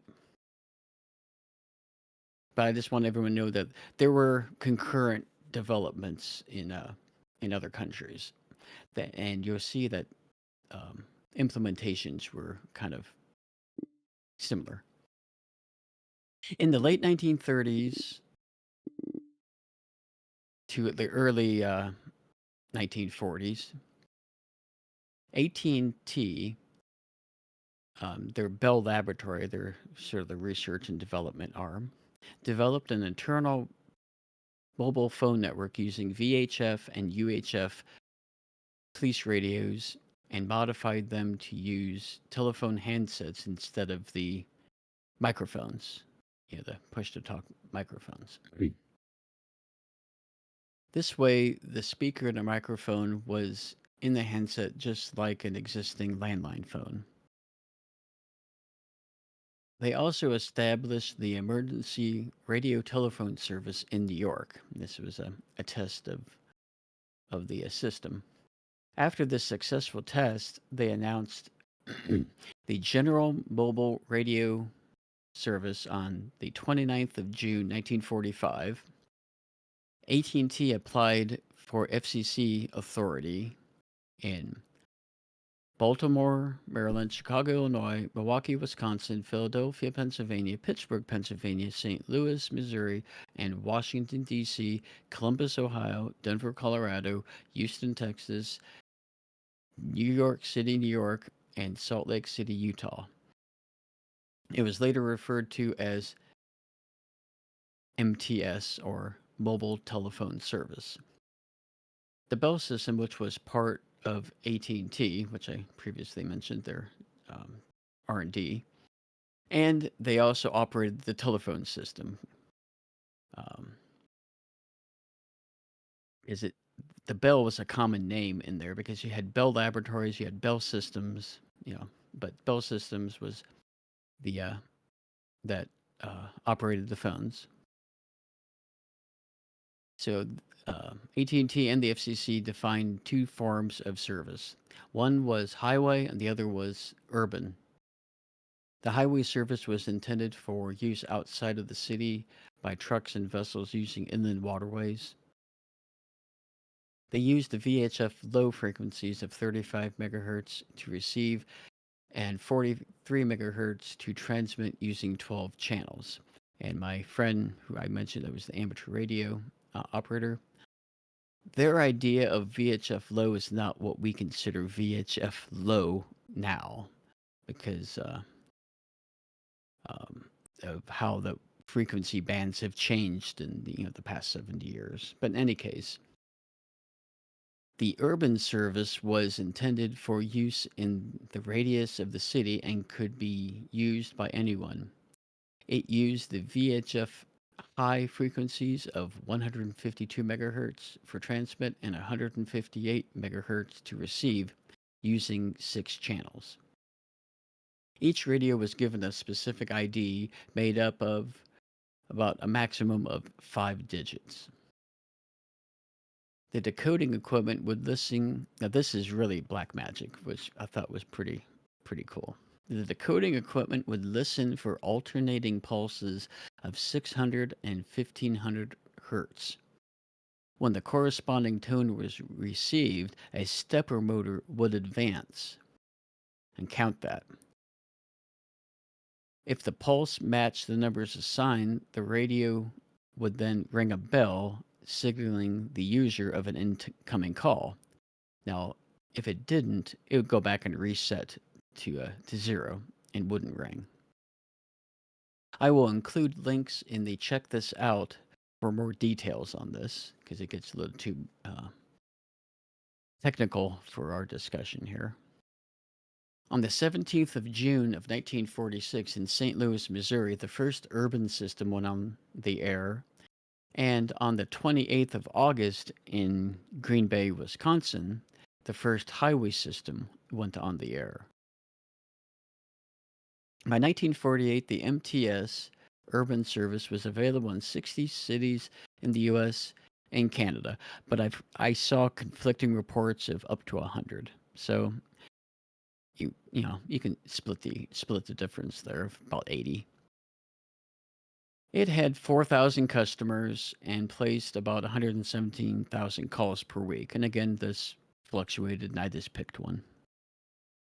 I saw numbers as high as 10, and I saw, calls much higher than 117,000. But considering it was 1948, 117,000 is a bit more than I expected. But in any case, Yeah, the for MTS 4,000 customers, yeah, that seems excessive. Yeah. Yeah. So, and I did read a blog of another amateur radio person. I think I have him in the check this out also, and he questions that too because microfiche and that stuff um, didn't really have a lot of the actual user count. It just had advertisements for it. But in any case, the MTS highway service was available between 85 cities with 1,900 customers, making about 36,000 calls per month. I would believe that more than the other one. This was a half duplex system, which means it used push to talk, pretty much like what you would do on like Discord or Mumble or any other thing like that, where you don't want voice activation. When you were speaking, you couldn't listen, and when you were listening, you couldn't speak. In order to make a call, you would listen to one of the available channels, and if no one was using it, you could press the button to transmit, and it was on the radio as a call button on the radio. And the link that I'll have in the check this out has pictures of all these interfaces, all these radios. So, and I really encourage you to check them out because it's the coolest thing I've ever seen. It looks like something out of a Dick Tracy movie or a Dick Tracy show because it doesn't even look like it's real, but it was. In any case, you'd press the transmit button, and that would light up a light in the receiving end at the receiving station. You would say your ID and your city of registry and the number that you wanted to call. A radio operator on the base station switchboard would patch the radio into the landline phone system manually, just like a person using the telephone system in their house, where they'd call an operator and a person would physically have to patch in, the different, cables to make the call. It's a landline customer could call the mobile, which I thought was kind of cool that they had the reverse capability. They would call up the operator like they would make a regular phone call, and they would give the operator the mobile phone ID. And in later iterations, there was an actual phone number assigned to it. But that's pretty much what they would do. And they would, if the person was in range, they could transfer the call to them, and it would ring in the car. The transmitter and the receiver were mounted in the trunk and weighed about 80 pounds or 36 kilograms. They were pretty big size. I didn't put the measurements in here, but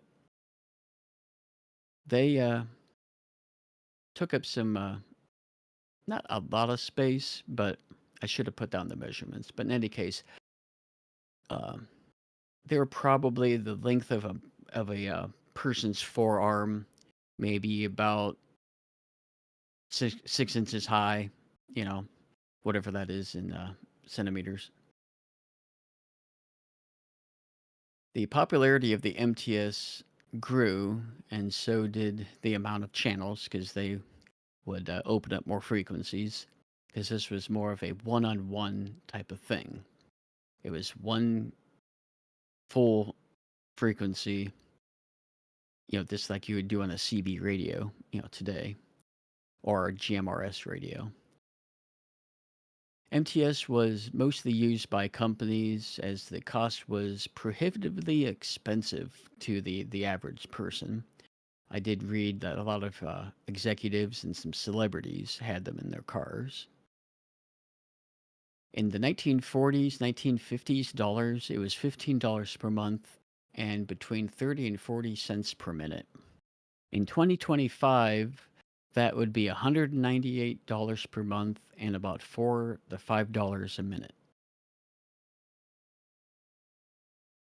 IMTS, you're going to have to get used to a lot of these abbreviations because there's dozens of them, is Improved Mobile Telephone Service, was released in 1965. It was a much needed upgrade over MTS. IMTS added UHF frequencies of 454 to 460, where the former was, I think, the transmit, and I think the latter was the receive, but I could have that backwards. Customers could also dial their own numbers instead of asking for an operator to place the call for them. It is really kind of neat because they used the rotary dial that you'd see on a phone of that era. So it was kind of funny looking in these 1940s, 1950s, 60s cars and seeing a radio with a rotary dial face on it. Like I said, it was like a Dick Tracy type science fiction type thing. Rockford Files. Yeah, I think it was. Yeah, they mentioned that in some of our research. Some of the Hawaii Five-0, the Rockford Files, had phones in their cars. Another improvement was duplex communication, which meant that both sides of the call could talk at once, just like what we're doing here on Discord. So there was no need for a push-to-talk switch, which was on the handset, the regular phone receiver. There was a button on the back, and when you would hold it up to your face, it was either on the back or on the front, and you pressed that when you wanted to speak, released it when you wanted to listen. The size and weight of the equipment also was reduced. A lot of this had to do with the invention of the integrated circuit and the transistors. Instead of having radio vacuum tubes. Due to regulations, financial, and other reasons, AT&T limited service to 40,000 customers. In some areas, thousands of customers would share 12 radio channels. This would lead to 30-minute waits to make a call. And you have to remember, you're thinking, well, 30 minutes doesn't sound bad. Well, you also have to remember that they were paying a few dollars a minute on top of the,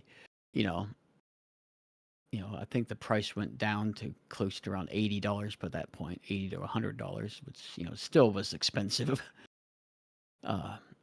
IMTS was also used on passenger rail and in actual phone booths, which I thought looked kind of neat. So you could call people while you're on a cross-country rail trip. The IMTS system was expanded and upgraded throughout the years. More companies were making mobile phones, and their features improved with each generation.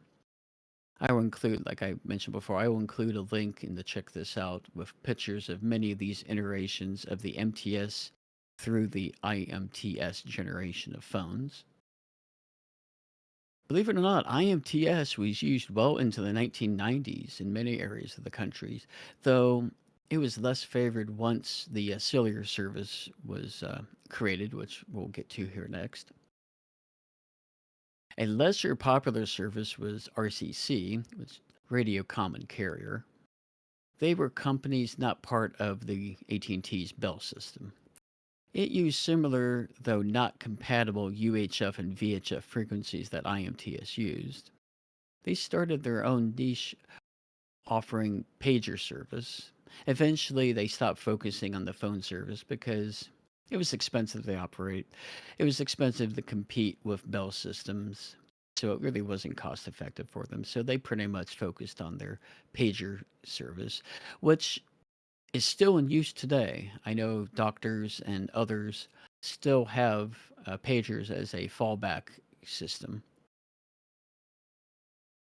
In the USSR, Leonid Kuprianovich of Moscow developed a few experimental pocket radios in 1957 and 1961.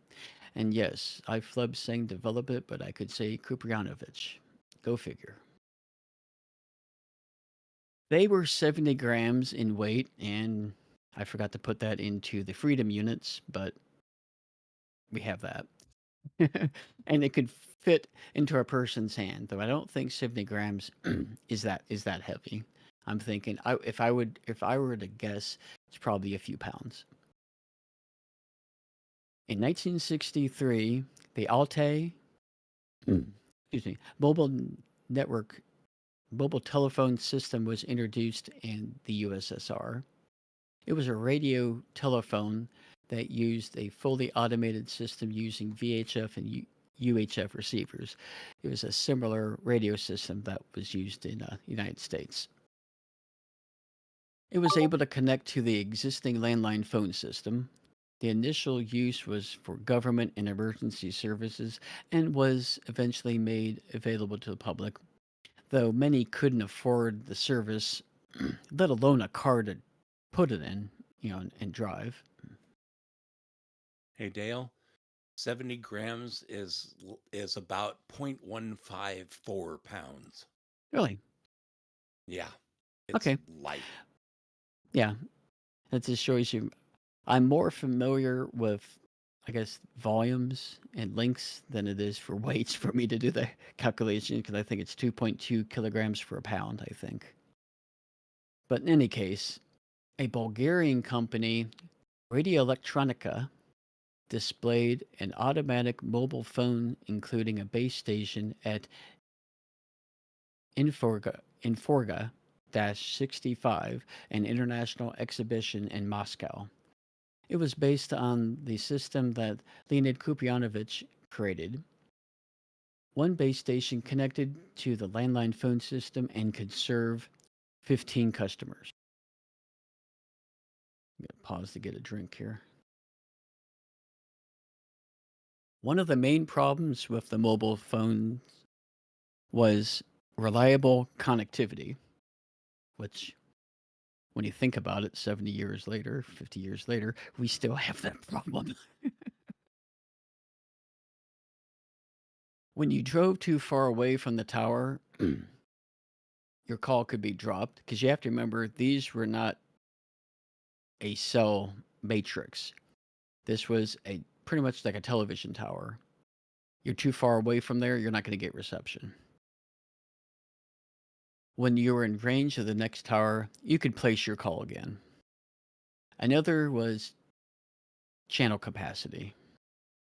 You often needed to wait to make a call or receive one, since the phones use a frequency pair, as I previously mentioned. It's pretty much like a CB is pretty much what this was. A CB that was integrated into the phone system, essentially. Now we're going to go into the decade of the 70s, which was the dawn of the cellular phone. The idea dated back to 1947, however. Douglas H. Ring, which I thought was the perfect name for a person to be developing a phone system, and W. Ray Young of Bell Labs came up with the idea of hexagonal cells to distribute RF, or radio frequency signals. The idea was to mesh towers together to relay RF signals together. The technology didn't exist yet to accomplish that. Once computers were used in switching of phone calls on landline phone systems, computers were used in the management of RF signals on the cell towers. Motorola was the first company to demonstrate an actual handheld mobile phone on the 3rd of April 1973. Martin Cooper, a researcher and executive, used the phone to call Joel S. Engel at Bell Labs, his rival. The prototype weighed 4.4 pounds or 2 kilograms and was 9.1 inches by 5.1 inches or 1.8 by 23 by no, I read that wrong. Was 19, yeah, there's too many numbers, Moss. And was 9.1 inches by 5.1 inches by 1.8 inches, or 23 by 13 by 4.5 centimeters. The battery only allowed for a 30-minute call and took 10 hours to recharge. Many referred to this as the brick. It was released in October of 1983. However, it was not the first commercially available phone. That honor goes to E.F. Johnson of Millicom Incorporated, a subsidiary by the name of Comvik in Sweden, released their phone in September of 1981. Like I said at the very beginning of this, there were parallel developments in other countries. Finally, we are going to be able to discuss all the G's. It's going to be a G thing. If you grew up in the 90s, you would understand that. Yeah, Gee Whiz. And the G thing.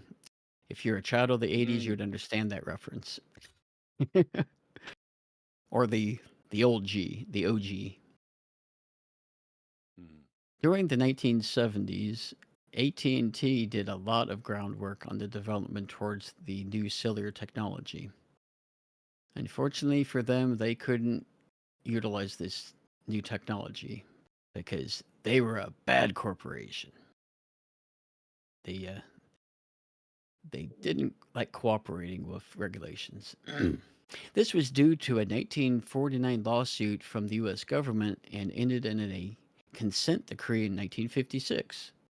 AT&T didn't follow the agreement and was taken back to court in the 1970s. I think one of the things in the decree was that they could only have 80% of the phone market, and there was some other things because I think in a previous stream or maybe even on one of these podcasts, you have to remember that AT&T basically owned the forest that made the trees for the telephone poles, owned the company that made the wires for the phone wires, owned the company that made the phones. They operated the phone network. They were a one-stop shop. So AT&T, like I said, didn't follow the agreement and was taken back to court in the mid-70s. I think it was 1974, if I remember correctly. In 1982, they settled the suit. U.S. government forced AT&T to divest their assets, which was a legal term meaning they had to sell off everything and were only allowed to keep certain parts of the company. By 1994, they were able to re-enter the cellular phone market, which I was going to add something in here, but after writing all this, that was going to make this thing much longer than it already is. One of the advancements was the signaling system 5, 6, and currently number 7. The details of which are too complex to discuss. Trust me, I tried, and no. I could understand it, but be able to convey it here in the podcast, I think was too technical. They are mentioned due to their tie-in with the SMS or short message service that will be mentioned later. The technology that replaced IMTS was called AMPS, which stood for Advanced Mobile Phone System. You can consider this 1G. You will notice that the new technologies used ideas from the 1940s, and as you go forward, you're going to see this happen over and over again. Reiterations. They use the 800 megahertz to 900 megahertz bands. Though each phone still uses its own frequency, the only difference is there was a lot more of them. And the way that they channelized each one, how wide they were able to get more phones on each frequency. They achieved this with FDMA, which is frequency division multiple access. And that's not going to be the last time you're going to hear this, because that's a technology that was reinvented and reused even today. A little foreshadowing. Multiple users use the same channel, but dividing the bandwidth into separate non-overlapping frequency subchannels and allocating each subchannel to a separate user. Users' phones send data through the subchannel. This ability was due to advancements in the integrated circuits, computers being able to process all this. Basically, it was like one of the Russian nesting dolls is basically what they were doing with the frequencies. Having one big frequency, dividing it up, and putting one there, one there, one there, one there, one there, So it's amazing that they were able to get the computers to keep all that stuff straight. AMPS was released on the 13th of October 1983, Israel in 1986, and Australia in 1987. AMPS was still analog and not encrypted, just like IMTS. A person could use channels 70 through 83 on an analog tube TV to listen to AMPS calls, and I was one of them. I stumbled across them when I was seeing what other channels we had, because back then televisions went up to channel 88, I believe, if I remember correctly, and I started hearing voices, and yeah, I didn't know what it was, but my parents didn't know what it was either, and we're like, well, we're hearing voices of people talking on our television through the static. It also didn't have data or messaging capability. Roaming wasn't an issue because there wasn't any. If you went outside your service area, your phone was really a brick. As previously mentioned, the brick was the first phone to use this AMP system. The commercial name for it was the Dynatac 8000X. It was released on the 6th of March 1983. Later in 1988, Motorola released a portable phone based on the Dynatac series of phones. The battery, transceiver, and the handset were carried in a nylon leather bag. It was referred to as a bag phone. So it's basically the entire contents you would have in a car was in this little attaché case. The 1990s saw the creation of 2G and some incompatible standards. Yay! Standards are wonderful. So many of them to pick from. The US created D-amps, also known as digital amps, also known as TDMA, which is the technical spec for it. It stands for Time Division Multiple Access. It was a method of allowing phones to share the same RF spectrum. This was accomplished by giving each phone a time slot. The phone would wait until its turn to transmit and receive. There were two bands in use. One was used for transmit, one was used for receive. So, a little bit of improved management there. The ability of using the phone on different networks was possible but took time to implement.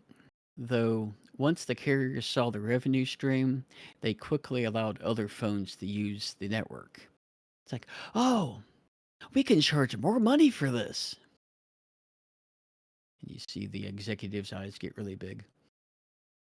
Texting started later in the US around 1992, and in 1993, Nokia created SMSC, Short Message Service Center, which enabled store and forward system for text messages. If the receiving phone wasn't powered on or in an area without service, you wouldn't get the message.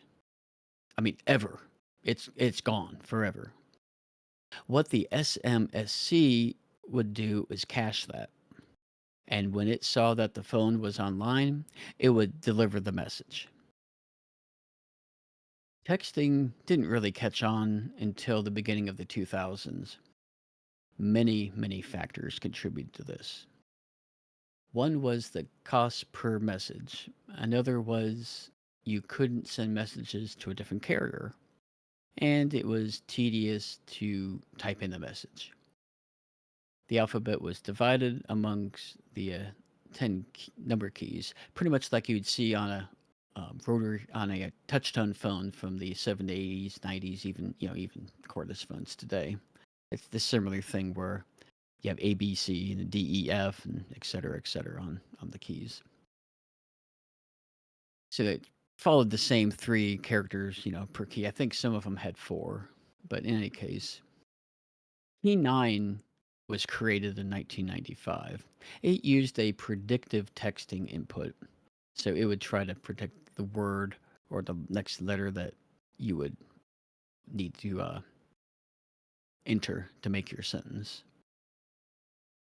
In 1999, you could finally text someone that was using a different carrier. By the 2000s, some phones had a slide-out QWERTY keyboard or a flip phone that had one half as the keyboard and the other half as the screen. The Sidekick. Oh, that was so popular Yeah. back in the day. And while others had physical keys at the phone body, I had a Motorola two-way pager. It pretty much looked like the case you would put some contact lenses in now, and you'd flip it up, and they had a little screen, and I could just sit there and punch out messages. Eventually, the per minute. Oh, I'm sorry, forgot the other sentence there. The other phones had it molded into the body of the phone. If you ever saw like an old school Nokia phone, what they called the candy bar phones, that's pretty much the where the keypad was in the molded part of the bottom part of the phone. Those were the options that you had. Eventually, the per minute message fee was rolled into the price of the plan for a specified amount, and finally, unlimited billing was available, because I think at one point it was like 5 cents or 10 cents per message, or depending on the phone company you used. So I'm going to pause here to take a breath and a drink and see if the fellas here have anything to say. Yeah, I there were remember some one of really my good earliest phones. phones had a. But I had a dual slider, the Pantech. Pantech made a couple of models of dual sliders where you slide it one way to get to the phone keyboard and another way to get to the QWERTY keyboard. What were you saying, Joe? well, no, I was still on about the Sidekick. I mean, it was extremely expensive. It had a couple other names, but yeah, if you wanted a full keyboard, that was definitely the phone to get in that 2002 through like 2014 range. Sadly, I think it died off right before it was supposed to switch to Android, or maybe the 4G had Android. But yeah, it was its own operating system. And then there were, Yeah. other. Then there was the Blackberries that had the full keyboard just stuck on the bottom of the soap bar. Right, and then all of the phones that emulated or copied BlackBerry, like the one of my favorite, the HTC Dash or the HTC Excalibur, which the Dash was just a renamed Excalibur. Those were kind of cool. Granted, they were Windows phones, but that was when Windows Mobile was still cool. You know, the 5.0 and 6.0 range. Never before. was cool. Oh no, oh no. For a while there, Windows Mobile was just like because all the way up to like 7.5, I think you could use any application that was written for any of the versions before it. It had a very broad library of applications that you could use, and it was actually, for the time, it was better than Android in that time frame, and just versatile in a way that no other mobile operating system really was then, at least that I knew of. So, but then Windows Mobile 8 happened, and it was supposed to, look like Windows 8, and basically they got rid of all of that backwards compatibility, which, yeah, kind of ended that. But no, let's let Dale get going again. We still haven't made it to CDMA.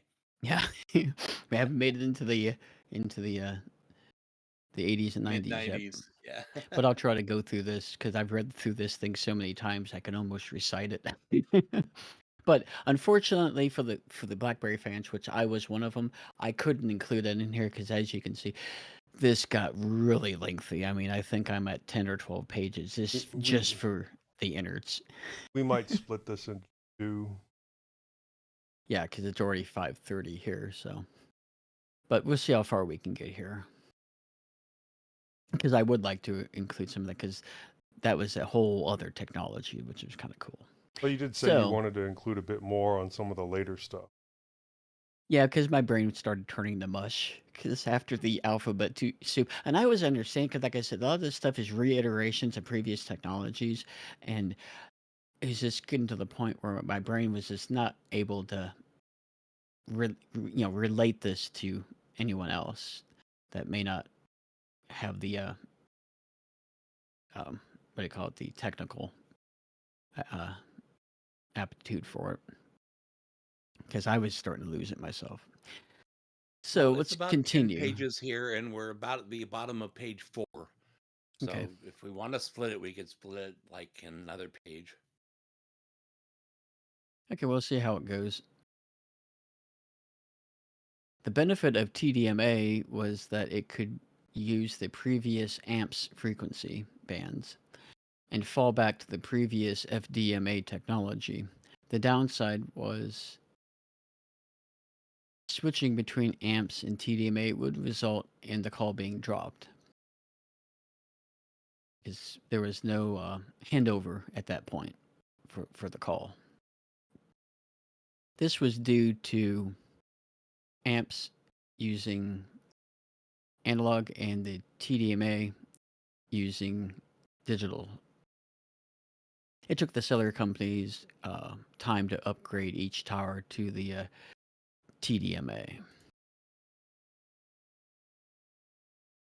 In 1995, IS-95, which is the Interim Standard 95, was the creation of CDMA, which is Code Division Multiple Access.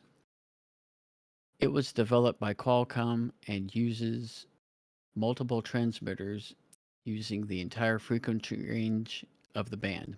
CDMA encodes each transmitter with a unique ID. And just to briefly more explain that, it's pretty much everything was sent instead of waiting,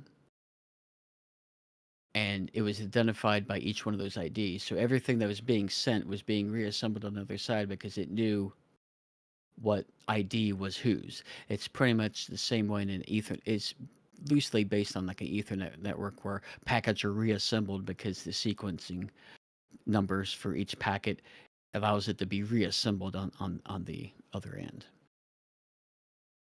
TIA, Telecommunications Industry Association, later adopted IS-95 and was called CDMA 1, spelled out ONE. The benefit of CDMA over TDMA's time slot sharing are when all the phones are transmitting at the same time, they are identified by their IDs by the tower and routed accordingly.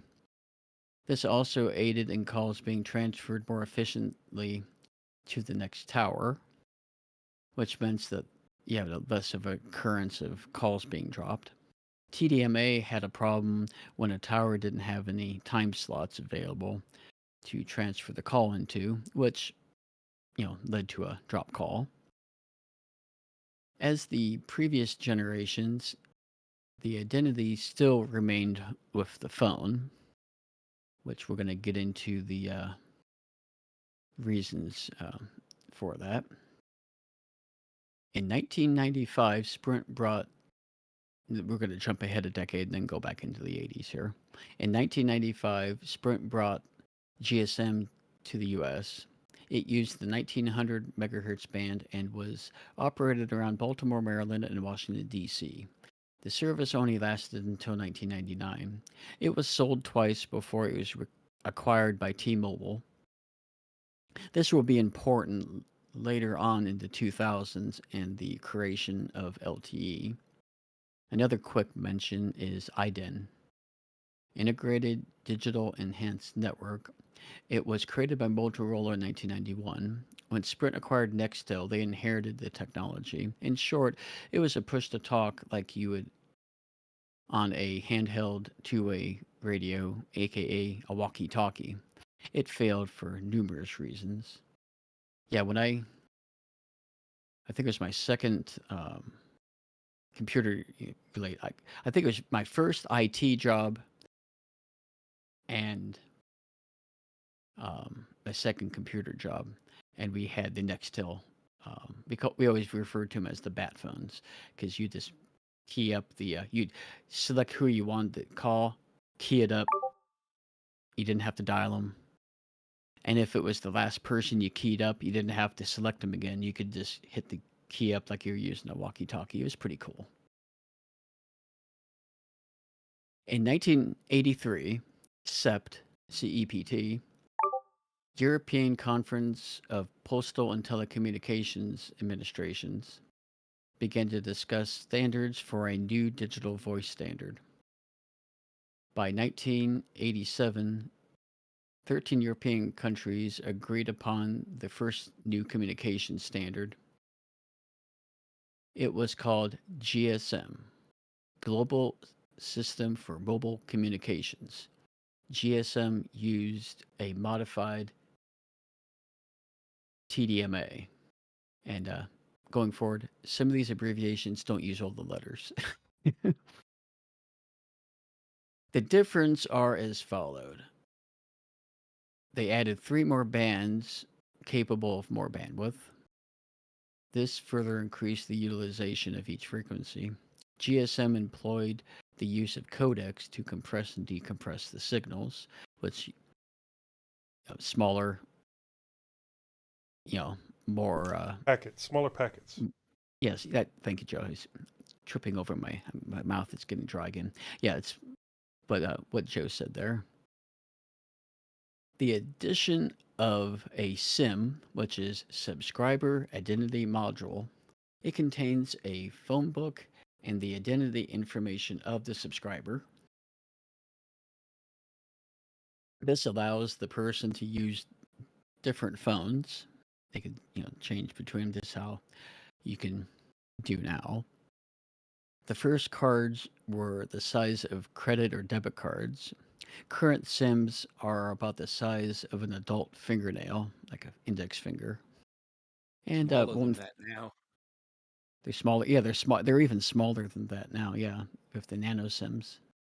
And the eSIMs are pretty much, they don't exist. They're pretty much a chip built. I can't say they don't exist. They're part of the phone. They're reprogrammable. So that I think iPhones and I think some other European released phones use those, where you can just reprogram and you won't have to take anything out or put anything in. Some phones had the ability to switch between 2 SIMs. Some cards were used in technologies prior to phones, like set-top boxes for satellite TV or cable TV. I know the dual SIM phones were really popular in a lot of the European countries. It wasn't as popular here in the States. Though I've never heard of anyone had one, except for when I was working at a customer here in Akron. They had some people coming in from the other countries, and this was like 1998, 1999. He showed me that his phone, because he had one for the United States and he had one for when he went back to his country, which was kind of cool. The ability to use the phone on a different network, this was referred to as roaming. And as I mentioned before, this became a financial benefit to the phone carriers because you go into somebody else's network that was compatible with your phone, you get to pay more money on top of the per minute charge you already had because we didn't have an unlimited calling yet. On both sides of the on both sides of the pond, roaming became part of the service offering. International roaming was still something that customers would need to pay for, in addition to their regular service, and I think that's probably still the case. Let's see. How are we going to go down? Okay. I'm just seeing how much we have left in this GSM section here. GSM was available in 1991 and was additionally adopted as the standard used by telephone companies in Asia, South America, and Africa initially. European telephone operators didn't adopt CDMA. They instead continued to improve GSM. SMS was developed in 1984, but it wasn't commercially widely available until 1994. There were some niche phones and stuff that could do it, but you had to have the right phone on a specific carrier to be able to do it. Nokia, though Nokia had phones in 1983 that could send SMS, and that was another example of it could send to another Nokia phone. SMS uses the feature of the SS7 protocol. It allowed 160 character messages to be sent. Around 2001, GPRS, General Packet Radio Service, is a data mode for GSM using packet switching.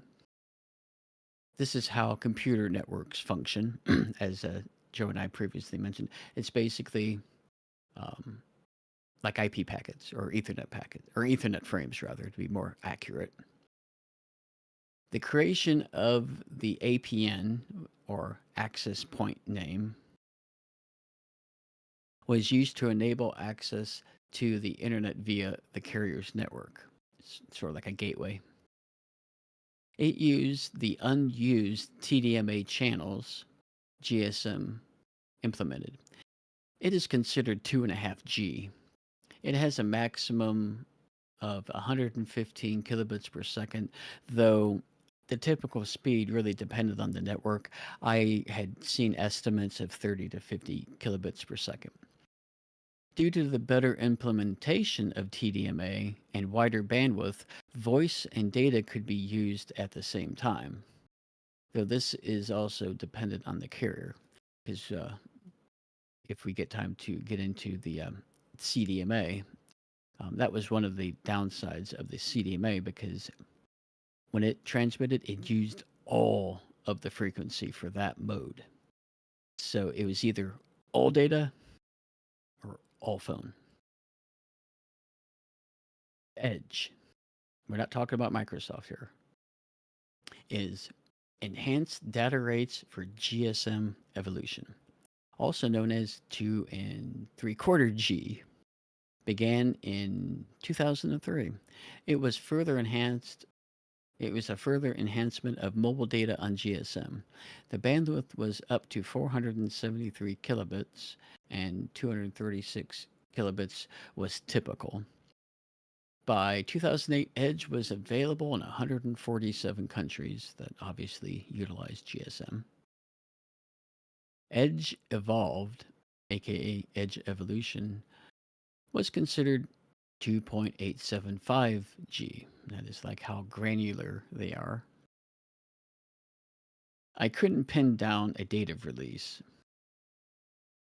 The latency was reduced and the speed increased to a max of 1 megabit, with typical speeds of about 600 kilobits. By May of 2013, There are 604 GSM networks using Edge in 213 countries. In 1998, 3GPP, Third Generation Partnership Project, and 3GPP2, Third Generation Partnership Project 2, was formed. The former was for GSM, and the replacement UMTS. It was made up of 7 organizations from Japan, USA, China, India, South Korea, and many European countries. The latter was for CDMA and future advancement. It was made up of organizations in Japan, North Korea, and South Korea. And because of North America and South Korea. Yeah, I'm sorry, North America and South Korea. Because you notice I'm jumping around here. It's because of the parallel development of the two systems. So that's why I just chose to do the GSM first, and then I'll get to the what we use here in the States. Is this a good spot to break it, or should that's we what I was going? looking. That's what I was looking earlier. Let me get my place here. Let me see here. Because we started on page 15 and we're on page 26 now. Well, 21. That's 6 of the 10 pages.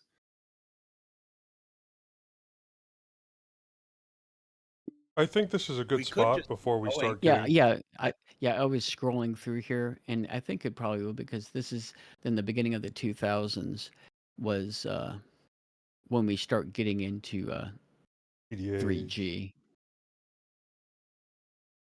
Okay. Well, I guess we'll have you back in 10 weeks to do the second part. Or, however long it is. Well, you're on the road for 4 weeks and then home for 1. So that's every 5 weeks, but we do the show every 2 weeks. So 10 weeks would be next time we line up. Oh. Okay. That sounds cool. I'm glad you were able to figure that out, because Joe and I were trying to figure that out once before. Well, it's pretty easy. Every 10 weeks you could be on the show. Okay. But I would definitely love to have you come back and talk about the rest of this, because, the when you're getting into PDAs and stuff, that is kind of cool. And the 2000s was when, I was getting a little bit heavier into tech as a hobby. Yeah, because this is probably a good stopping point too, because I already described what GSM was using, and then what we'll get into next is the different iterations of CDMA. So I think this is a good stopping point. So let's scroll down. Thanks so much, Dale. Oh, it's fun. One of my friends is like, "Why do you spend so much time on this stuff?" And it's like, "Well, I find it interesting." And someday we will get part 3 of your monitor stuff. Anyhow, we're going to wrap up Linux Innards right now. We'll get back to it again in 10 weeks when we can get Dale back on the show. And thank you very much, Dale. You're very welcome. Glad that you had me back. And we got a quick little Bodhi corner to get through here. At Bodhi, we're starting to work on a lot of things, including a documentation overhaul. We've had a pretty good influx of new users and community members. I could not get numbers from Robert Wiley on that, but hey. Work also continues on Moksha and modules translations. We have new translations for Italian, Polish, Hindi, Marathi, and Malayalam in progress. Robert has created a script for users who want to add Moksha to Debian. And there's a link in the show notes if you want to do that. Robert started work on packaging for Bodhi Linux 8 on Ubuntu 24.04, in addition to the ongoing work of Bodhi Linux 8 on Debian Trixie. Right now, the repo version is set to Trixie, but work on the Noble repo will begin shortly. Stefan has started work on a new slideshow, which runs during installation, telling you all the goodies that you've got ahead of you while you're installing this. Robert and Stefan have done so much work improving ePhoto that Robert felt he had to add Entice to the repos for Bodhi Linux 7 and 8. Entice is a simpler photo viewer which uses EFL. Bodhi Linux is looking for sponsorship. We would also appreciate it if any of you would regularly visit the Bodhi Linux page on DistroWatch. Our ranking has fallen to number 60, and we're usually around number 50. Of course, if we get higher than that, we would love it. Not every distro has rabid followers like Anti-X. And finally, in other news, AV Linux has started work on a Moksha version. So that's about all we have in Bodhi Corner this episode. Moving on to vibrations from the ether, we don't have any. No love. Moving on to check this out, Dale's got a couple things.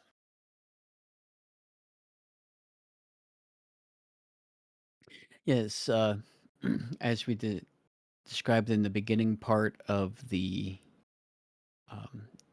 presentation of the mobile networks, the first link that I have in check this out is the mobile telephone service, and I forgot to write down the gentleman's name, but his call sign, I'm assuming this is his call sign since he is an amateur radio operator, WB6NVH. The website is www.wb6nvh.com. I have the link directly to the car phone section of his website. The rest of his website, if you're like radio and other technology, I would go to the home part of his website because it's very well put together. And it has pictures of the old telephones and the old radios that they would put in the trunks for these old radio telephone services. And the second link was to the PepLink website. What spurred this whole idea of doing the mobile networks topic was Joe and I were talking about, I think even Bill, I think, was in on it too. I think on one of the Saturday streams when I bought my mobile router for the truck, and they were curious about it, and we were talking about it, and I think it was Joe that said that this would be a good topic to talk about on mintCast. So what I did was I include the link to the PepLink routers website, and I forgot to put what model mine is, but in any case, you get to see example of what if you want to upgrade from like the little MiFi hockey puck type devices or things of that nature. This is what you would go to. Could like first responders, police, EMS, would use these type of devices. It basically looks like a Wi-Fi thing you would have in your house, but it runs on 12 volts, for automotive power. And it can run on AC as well. But that's what I have for check this out. Surprisingly, most of your routers are 12 volts, and as long as you're willing to build an adapter, you can make them run from the power in your car. Ask me how really? I know. little modifications there, huh? Yeah, I just opened the link. I think mine is, without wasting too much time here,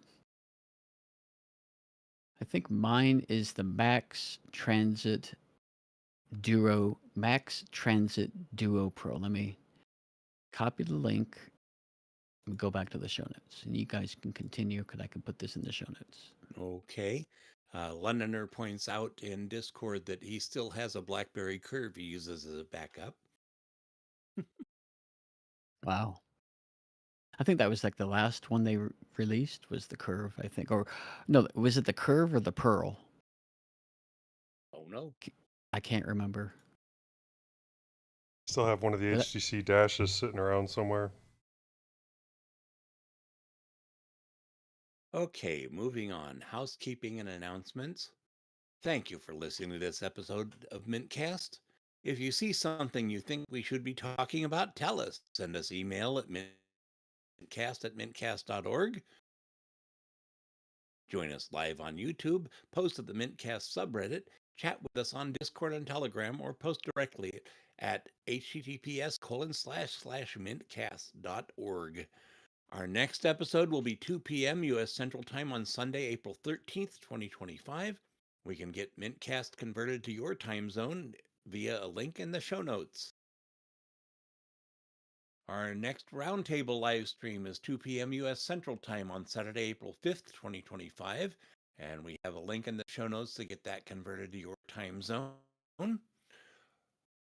Our next roundtable live stream will be 2 p.m. U.S. Central Time on Saturday, April 19th, 2025. And we have a link in the show notes to get that converted to your time zone. Our live stream information is at mintcast.org/livestream. Wrapping up, where can we hear more from you, Joe?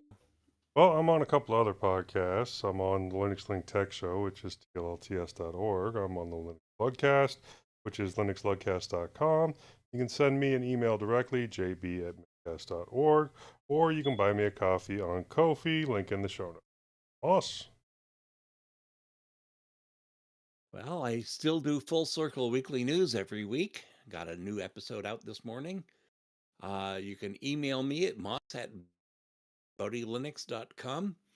My Mastodon is at zyvala@hosttux.social, and occasionally I'll turn in something to Hacker Public Radio, and you can hear me there. Bill can be reached at bill@mintcast.org, Bill_H on Discord, at WCHauser3 at fauceton.org on Mastodon. Also, check out his other two podcasts, Linux OTC with Eric and Majid, and Three Fat Truckers. Majid can be reached at drmajid@mintcast.org. His Mastodon is at atypical_dr at mastodon.social. He can be reached at Atypical Doctor on Instagram and Threads. And he has the Atypical Doctor podcast on Spotify and also shows up for Linux OTC. Eric can be reached by email at eric@mintcast.org, and he'll pop up on a number of our mutual podcasts. How about you, Dale? Well, I did a little thing of my email because I'm on the fence about continuing to use the paid version of Proton Mail. So I lost the pm.me, but my email is dale_cdl@protonmail.com, and I am available as dale_cdl on Telegram and Discord. Great. Before we leave, we want to make sure to acknowledge some of the people who make mintCast possible. Bill for our audio editing and for hosting the server which runs our website, doing website maintenance, and the Nextcloud server on which we host our show notes and raw audio. Archive.org for hosting our audio files. Hobstar for our logo. InitRD for the animated Discord logo. Londoner for our time syncs and various other contributions. And the Linux Mint development team for the fine distro we love to talk about. Thanks, Clem. Thanks, Clem. And Co.